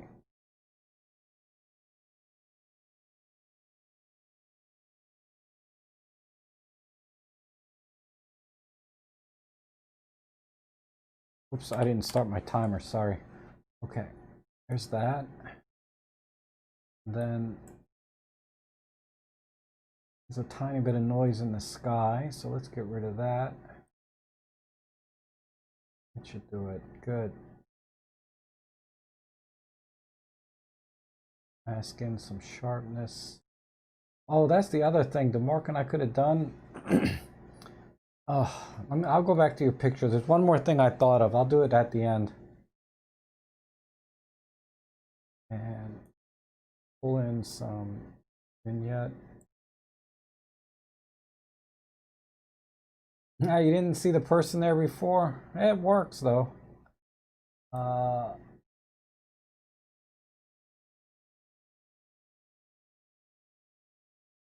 Okay. And let's see if we can correct some of the verticals this way. Yeah, that helps. All right, let me tint the, oh, I gotta over sharpen this just a tiny bit. That's good. And then, all right, so let's see if we can get some more blues in.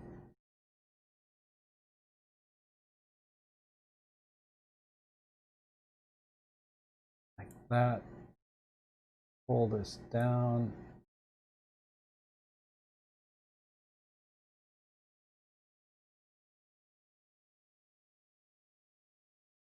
I might have to do with a gradient because I'm messing up the colors here.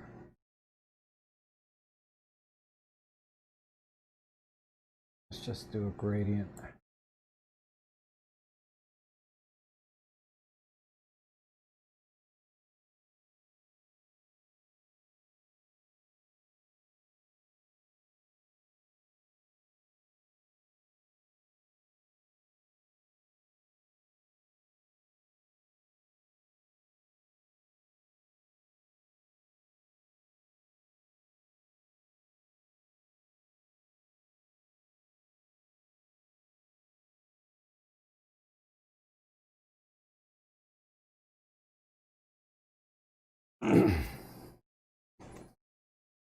All right, that's too dark.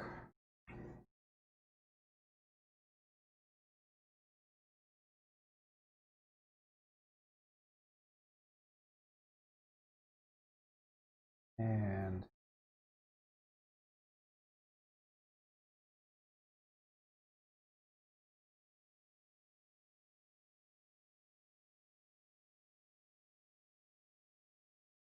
almost.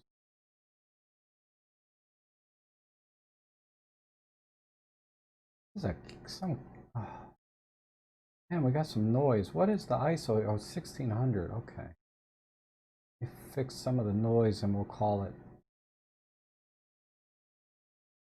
A bit more color. Tiny bit of luminance. A little more luminance.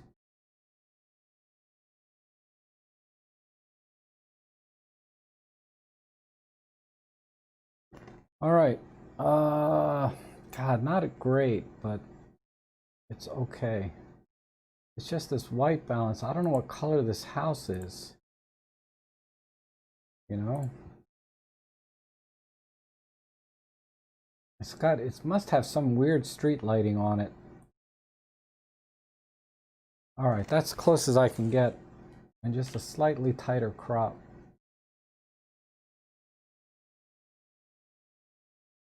All right, so that's the before and after.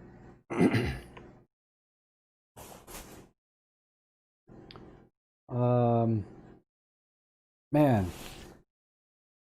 the grass is like reflecting and causing this color cast onto the line.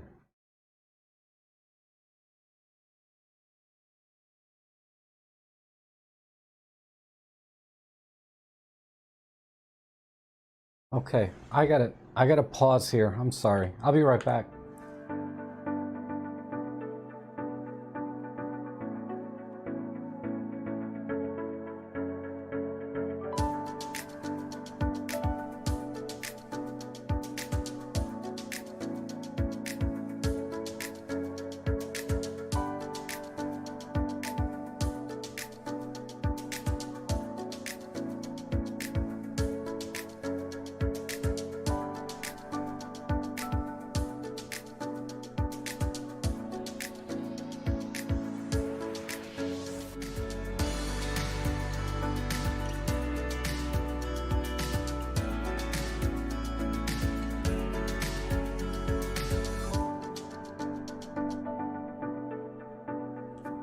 Whew, sorry about that. Okay. Awesome. Awesome. I think this looks good. So John says, I like your crop of the hawk is exactly what I did. Oh, okay, good. Yeah, you've had good luck with that. AI house replacement. Funny. Um, Car replacement. Yeah, I was supposed to do that on something. I'm learning things I never thought of watching. Never saw white balance gradient before. Oh, okay. Yeah, you can do all kinds of things in Lightroom. Let's see what else we got. We got to do this one. Oh, all right. We did that. We did that. We did. Okay, let's do Ian's next.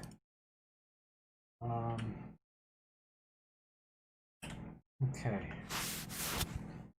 I'll restart the timer real quick. Get rid of this side. This is interesting. Got like this red water. I like this green here.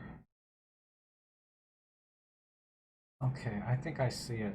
Let me go to a square crop. Oops, let me scroll this down. Oh, my mic. Sorry. Sorry. Let me put this somewhere.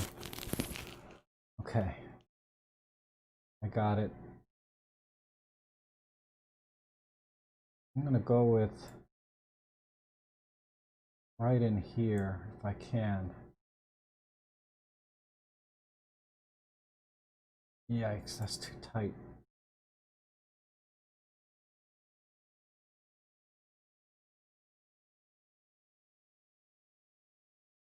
Okay. bring that down and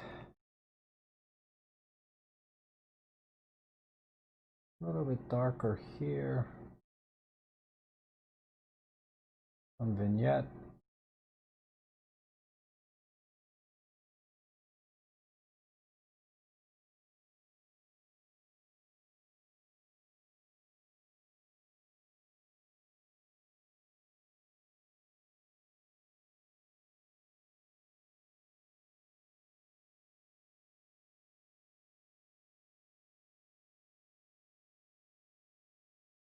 A little bit of the haze.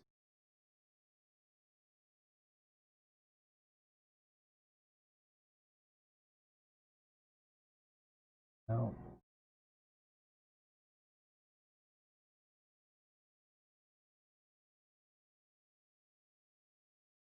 Back.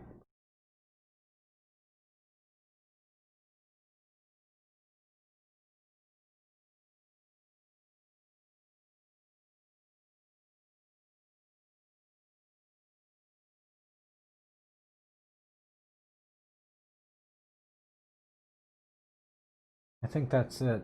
I wish.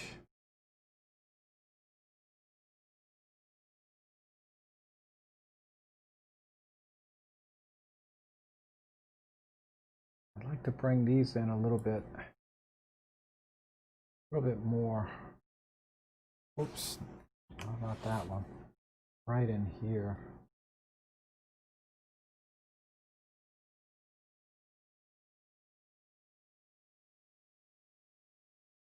And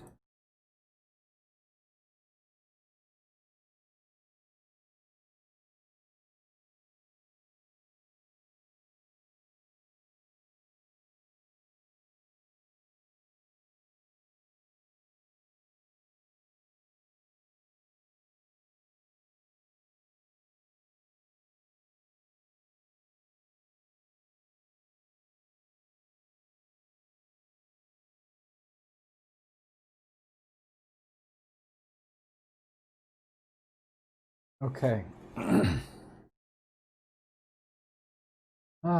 Yeah, oh my God, Dave, that's hilarious. uh,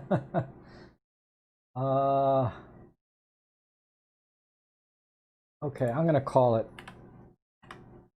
So,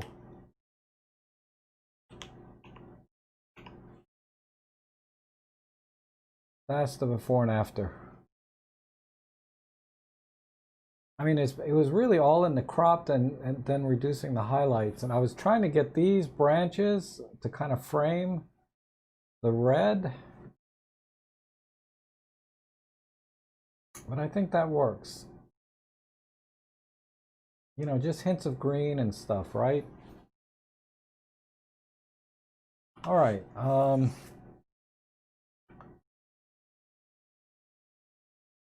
Let's see what else we got. Let me do EN real quick.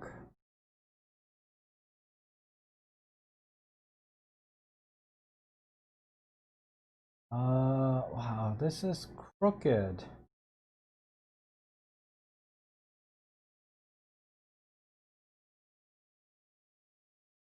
Ugh.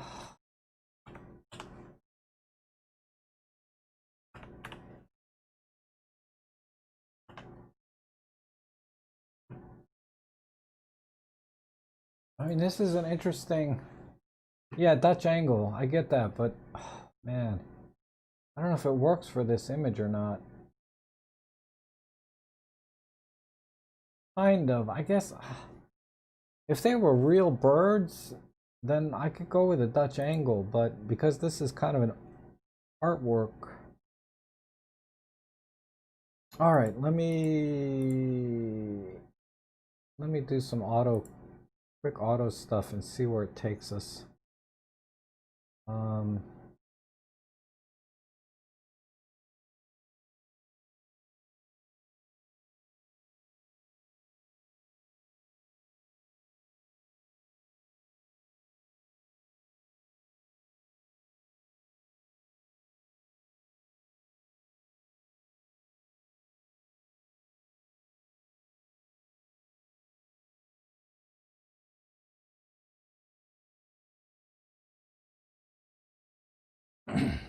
Lots of bird brains today. That's funny. I don't know. Maybe a square crop again.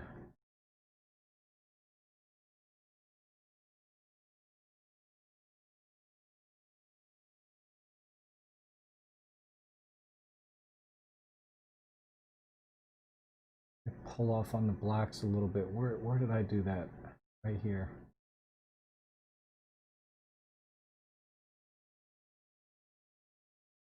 Wow, this is an interesting artwork though, with forks, spoons, and knives. It's amazing what people do with just simple objects, right?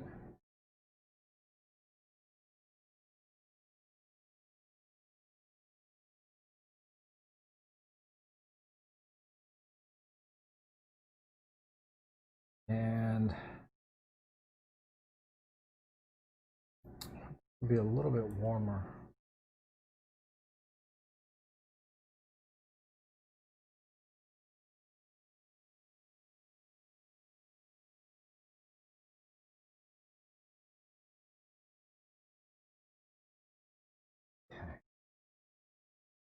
Okay, I think that's it.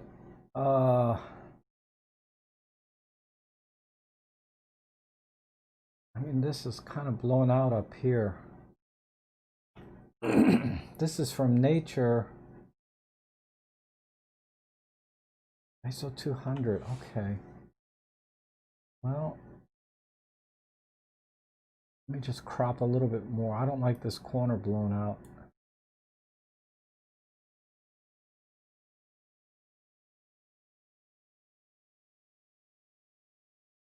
All right, I'm gonna call it there.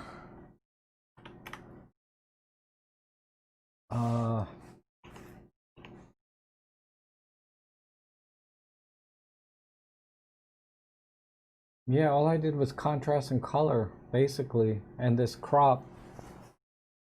So it's, I mean, the Dutch angle kind of works with this because the birds are all crooked too. But yeah, this is really interesting with the forks and knives and everything. I really like that part of it.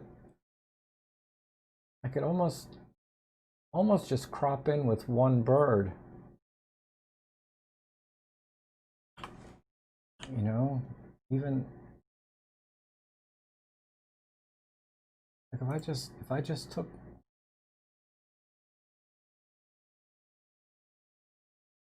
and there's no way to do it. Maybe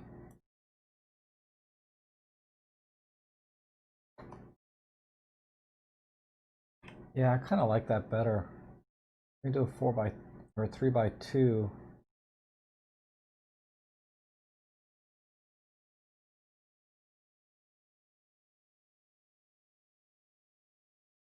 All right, I know I'm going over time, but I just feel like we need to see the details of what this is, you know? And then I would pull off the vignette in this case.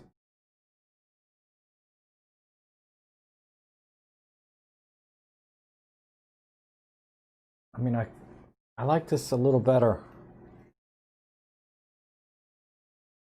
Not perfect, but I would definitely crop in tight. Okay, making me hungry. No, I had a big breakfast, so um, okay, let's see what we got here. Oh, some mushrooms. All right, this is easy to do actually in Workspace, easier than Lightroom for me. But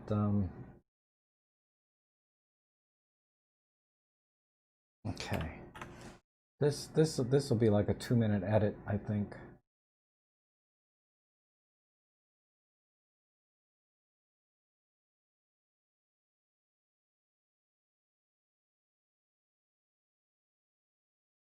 I'll just put those mushrooms like there. And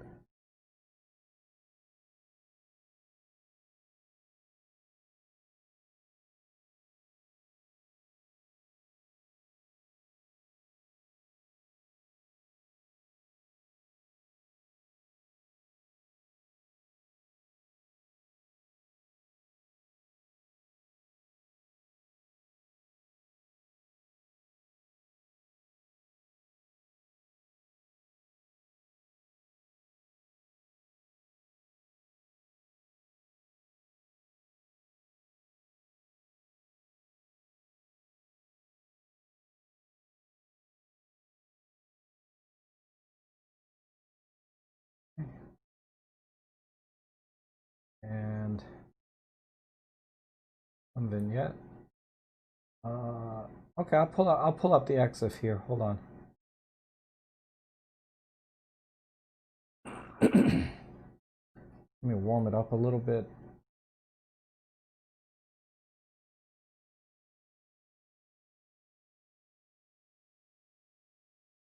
I just need a little bit more.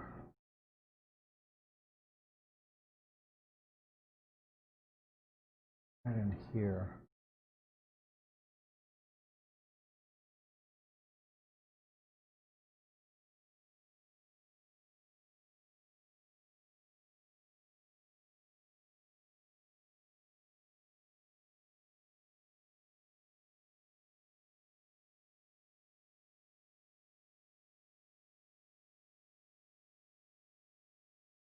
I know it's been a while. Whoops. I know. Hey Walter, how are you? Yeah, I've been on here a while. Uh, I'm just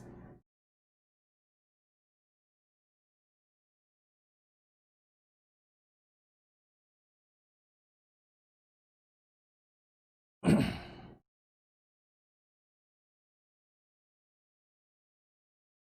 I've been really busy today.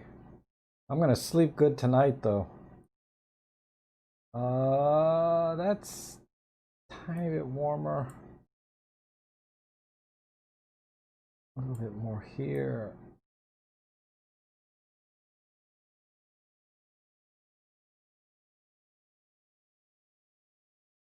Okay, that's good. Not much else. I thought this would be like a 1 minute edit, but it's not. We're done though. All right, so that's the before and after. Um, Basically, it's all about color and contrast, and then cropping in a lot tighter than it was. But that's it. Okay. I should brush in just a little bit. Was this yours, Marcel? Oh, we didn't see the EXIF yet, right? But let me just brush in just a little bit of the highlights here. They're a little bit strong in here.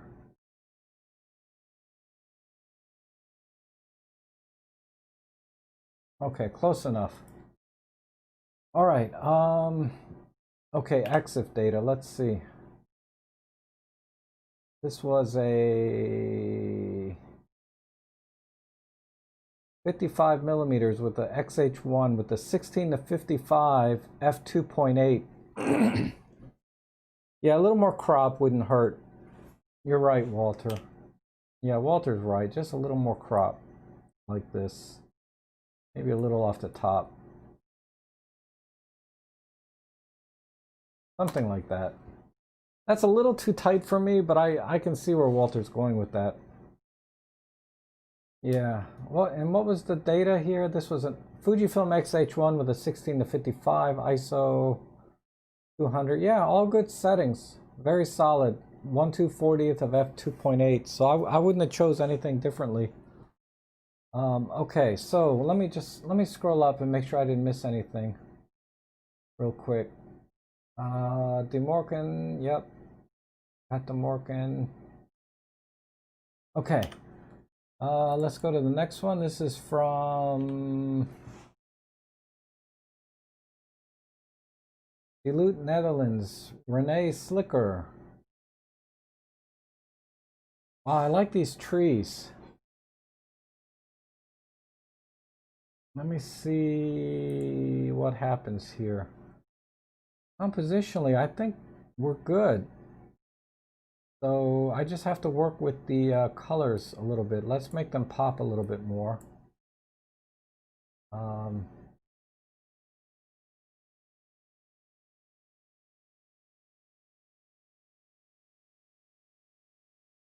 Maybe right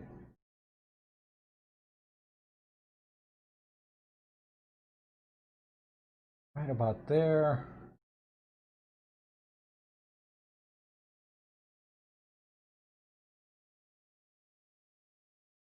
And a bit more brightness. Cool it off just a tiny bit. A little bit too warm.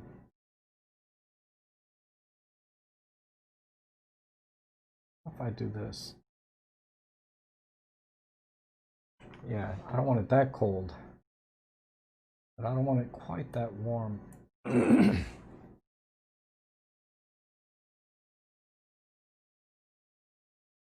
Okay.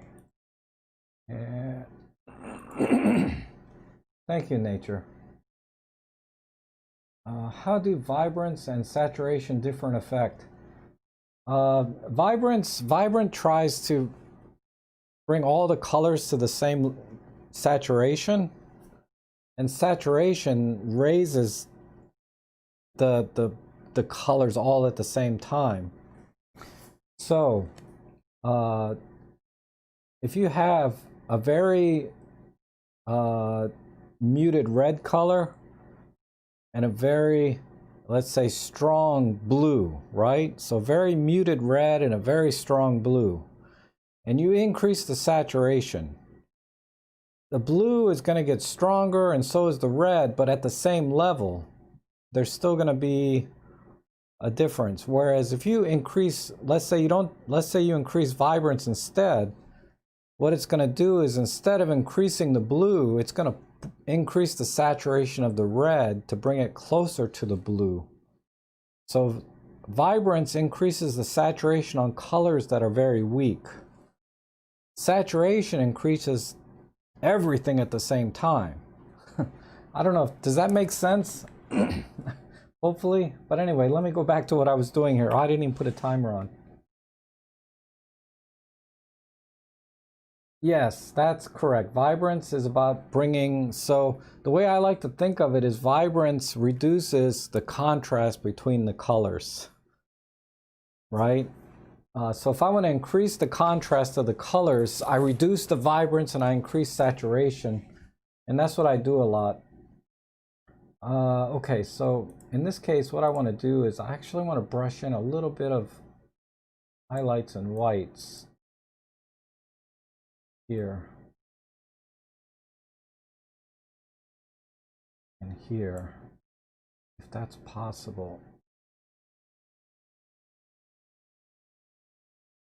That's not working too well. Let me just light paint this way.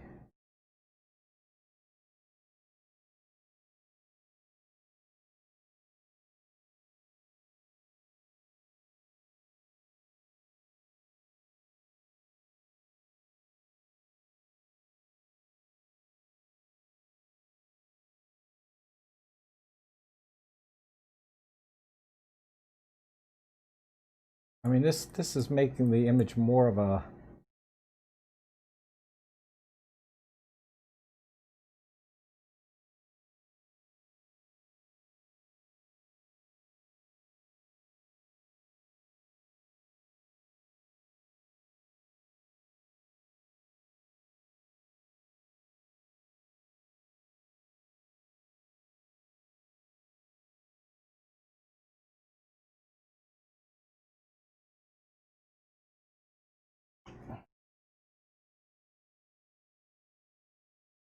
I mean, I'm just light painting at will here.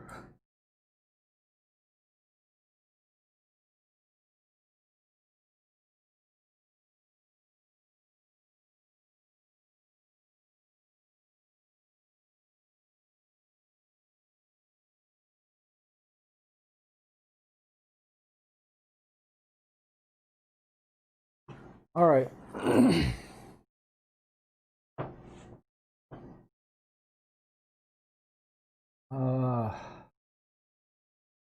If I can, I have my masking on. Let me try masking a little bit.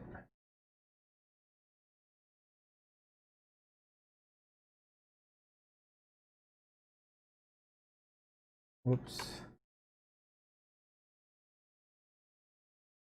There's not much here.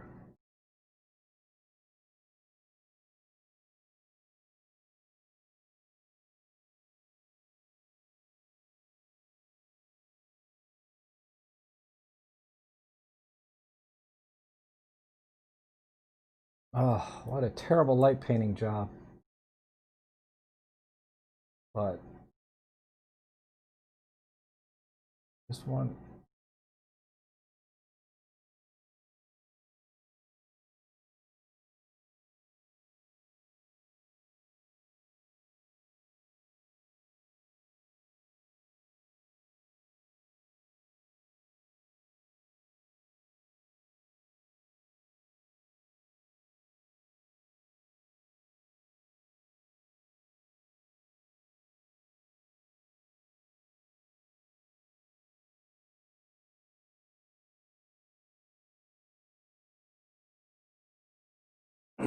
All right, I'm gonna call it. Let's see what happened. Uh, it's really a beautiful picture. I just kind of jacked it up a little bit. Um, Hold on, I gotta take the dots off.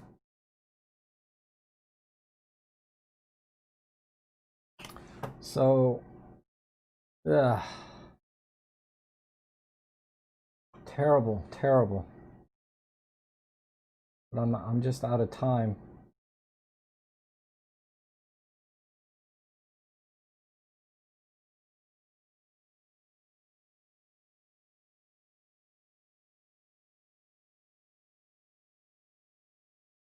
All right, now I'm done. All right, final answer. uh,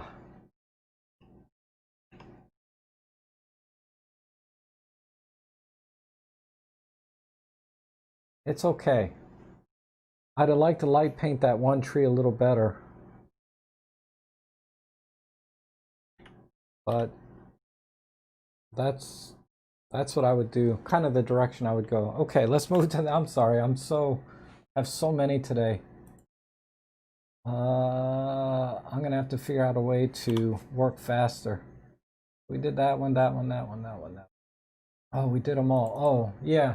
And then DeMorgan, the only thing I would have changed here is the texture. Just pull that back a little bit, like so, a little clarity. And that's what I wanted to do before. And then we were going to, let me see.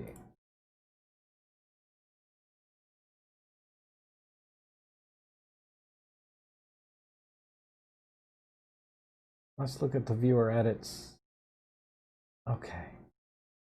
Whew. All right. So the original image was, it's not here. I think, let me pull up the original real quick.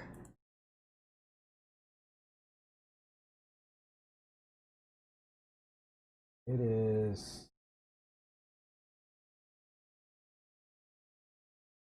oh, wow, the original's pretty awful. So here's the original image. I took this with the TG5. I mean, it's actually pretty sharp for a little pocket camera, right? Little point and shoot, but this image is very flat. So let's see what you guys did with it. Where are we here? So Neo's comes up first. Wow, nice, Neo. Really nice. Why is sorry. Let me get the comments back in. It was over sharp and you had to reduce it. Wow. Hey Neo, how are you? Forget the one with the framing that will come after. Okay. Whatever's here is here, Neo. Too late. But this is awesome. Compared to the original edit that was just flat, right? Whoops. How come it's not going to the next one? This is from JC Nordum. Wow, nice. JC, another one. Really brought the contrast out. I like it. I really like the dodge here. This looks really good here. Let me see what Neo did. Yeah, Neo did a good job with the overall colors and this very soft in the back. But I think I like the way the Dodge came out on this one and just the speculars of this mold growing all over it. Um, and then Marcel, you put my name on the side. That's cool. But this is a good edit. You brought out the colors on this too. Um, let's see. Oh my God, Bob. This is like a negative almost, but it's not negative. Wow, that's crazy. Very different, but it's very different. I don't know what this reminds me of. But this is, yeah, this is different. I like it though. It's not quite like, it's like a reverse negative, if that makes sense. Oh, Hugh. Wow. Good color. What do they call it? It's not quite like partial color, but it's kind of partial color. But you kept the greens on the car, but you got rid of the green everywhere else. Yeah, this is cool. Yeah, like night vision. Yeah, Wu Dang, I think you're right on this one. Yeah, night vision. Thank you. That's what it is. And then yeah, I like this, Hugh. You did a much better job with mine than I did with yours. That's for sure. Really good job here. And let's see. Oh, Neo. Yeah, Neo. This same one, but you framed it in a little bit of blurring. Yeah, we polish and as good as new, right? All right, Randy. Not bad. Not bad. It's tough competition today, though, man. Normally, I would say this is awesome, but this is good. But man, I think I like the ones before it a little better. But this is a good edit. It looks vintage, right?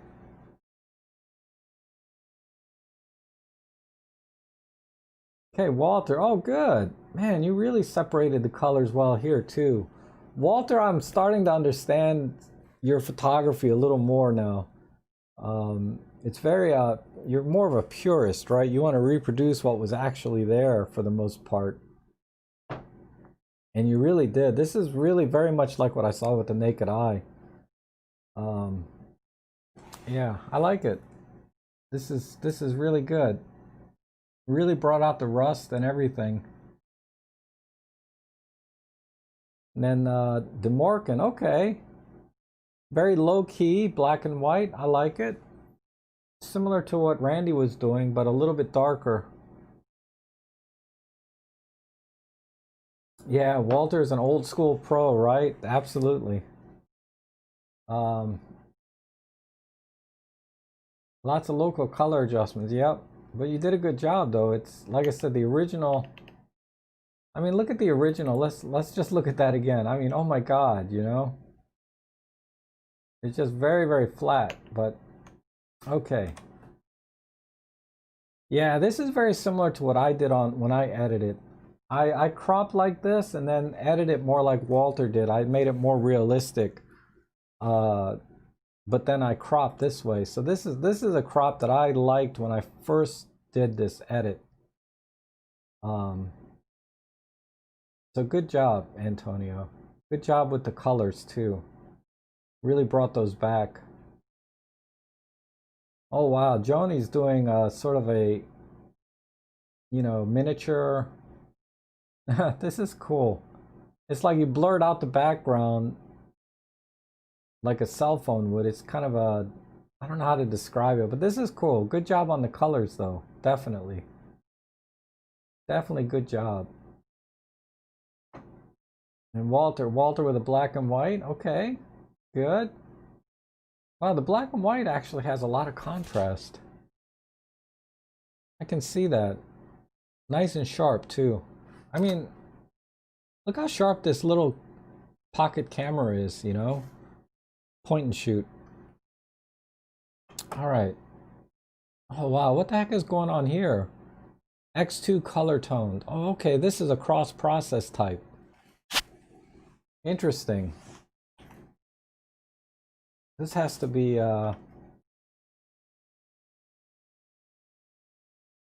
Okay. This is cool, actually. Like, if this was part of a portfolio with, if this was part of a portfolio where a lot of pictures were kind of like in this style, this would be really good. Yeah, what happened to sepia? Oh, you like the black and white, Neo? I'm still digging yours the best. Hold on, I lost my mouse. Oh, Image Writer. Oh, this is cool. It's so different. Man, you guys really come up with these really weird ways to edit, but this is cool. It's like it's got this blue and green and red. It's weird. Very weird. Okay. But it's a good edit though still. I mean, so different from the original, right? Look at that. I have to keep going back to it to just see how bad the original was. Okay, Steve, this is cool. You just kind of went sort of the more purist route. This is pretty close to what I saw. It just needs to be a little more red, but I think this is very close. Let's see. Oh, John, good job. I like this crop. Just the grill and a little bit of the hood. Oops. I like this. I like this crop. This is good. I like it, John. And then sepia, right? Just for Lauren. All right, let's see what else we got. Oh, Javier. Okay, good job. I like the very earthy tones here. Nice warm yellowish green. And then this red truck in the middle. That has a nice contrast to it. Yeah, that looks good. I mean, you guys are really doing awesome jobs on these edits. I need to up my game a little bit. All right, nice soft monochrome with a little bit of tint to it. Wow. Yeah, I can, this looks authentic. I can never get a soft monochrome to work. But you guys somehow make these work. I don't know how. Oh, this is John Yutze. Good job, John. I don't know how you get these monochromes, but I like this. It's very soft. All right, Serge. Oh my God. Your edits are getting crazier and crazier. But that's cool. You just focused on the windshield there and blurred everything else out. This is very different. I noticed you did that with my last image with the kayaker. You really focused on one little part of the picture and made everything else blurred out. Whereas on the kayak picture, I didn't like it. This one I like. This one works for me. Yeah, this is a nice edit. And I like the tones, right? Just simple red and green and pretty much nothing else, right? Very basic tones. And then you have white kind of as a, third color. But okay, good. And this is from John Leach. Very good. Nice clean edit. Much more realistic than to what I saw with my eyes.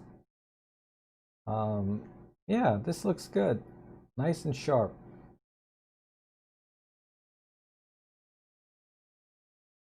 Oh, Paula, this is interesting. I like this crop too. I like cropping a lot for some reason.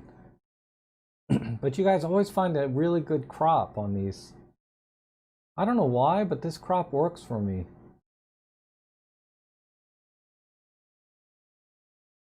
Yeah, I know, right, Dave? There's really big range today. For a relatively, I mean, this picture is interesting, but it's very flat. And then somehow you guys got this to really pop. Oh, John did sepia in Lauren's honor. Wow, Trevor, this is cool. You brought the car to life. I like the little green glow inside and then the lights being on. That's pretty cool. I think the lights should be shining more forward. Whoops, more forward, because you have the lights kind of shining down a little bit. Like a little bit of flare right here would have been cool. But this is awesome. This is a pretty awesome, you can't do crops. The feds keep taking them away. That's funny. I'll have to give this the win today. I don't see anything else. There might be something else, but so far this is my favorite. Yeah, Dawood, good crop. This is exactly what I did, my crop. Very, very close to what I did on mine.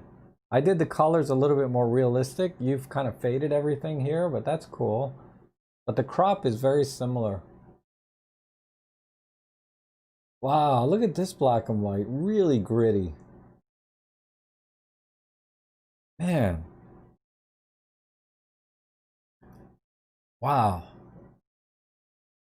Really something. It's like every one of these edits can be very, very, like, stand out on their own, right? In their own way. Oh, that's the last one. Wow. Really good. Really good edits, but I think this one from Trevor is my favorite.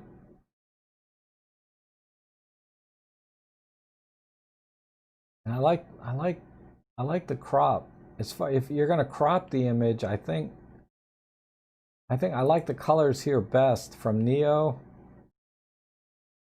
And these are all awesome edits. Look at this. I think Walter did the best with bringing it back to what I saw with my own eyes. Maybe the reds are a little stronger than I saw, but that looks good. This is a good black and white. Wow. I think as far as crops go, this is my favorite crop from John. But okay, I need to call it because my voice is starting to crack. So did I miss anybody? I think I got everybody's image, right? Let me just double check. Let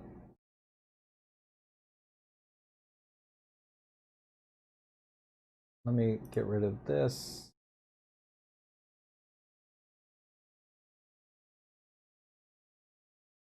Yeah, I think of all the edits I did today, the one that I did on this one was my favorite.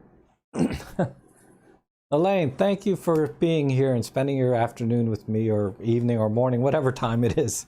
I appreciate it. And I appreciate it from all of you spending time with me and putting up with all my edits.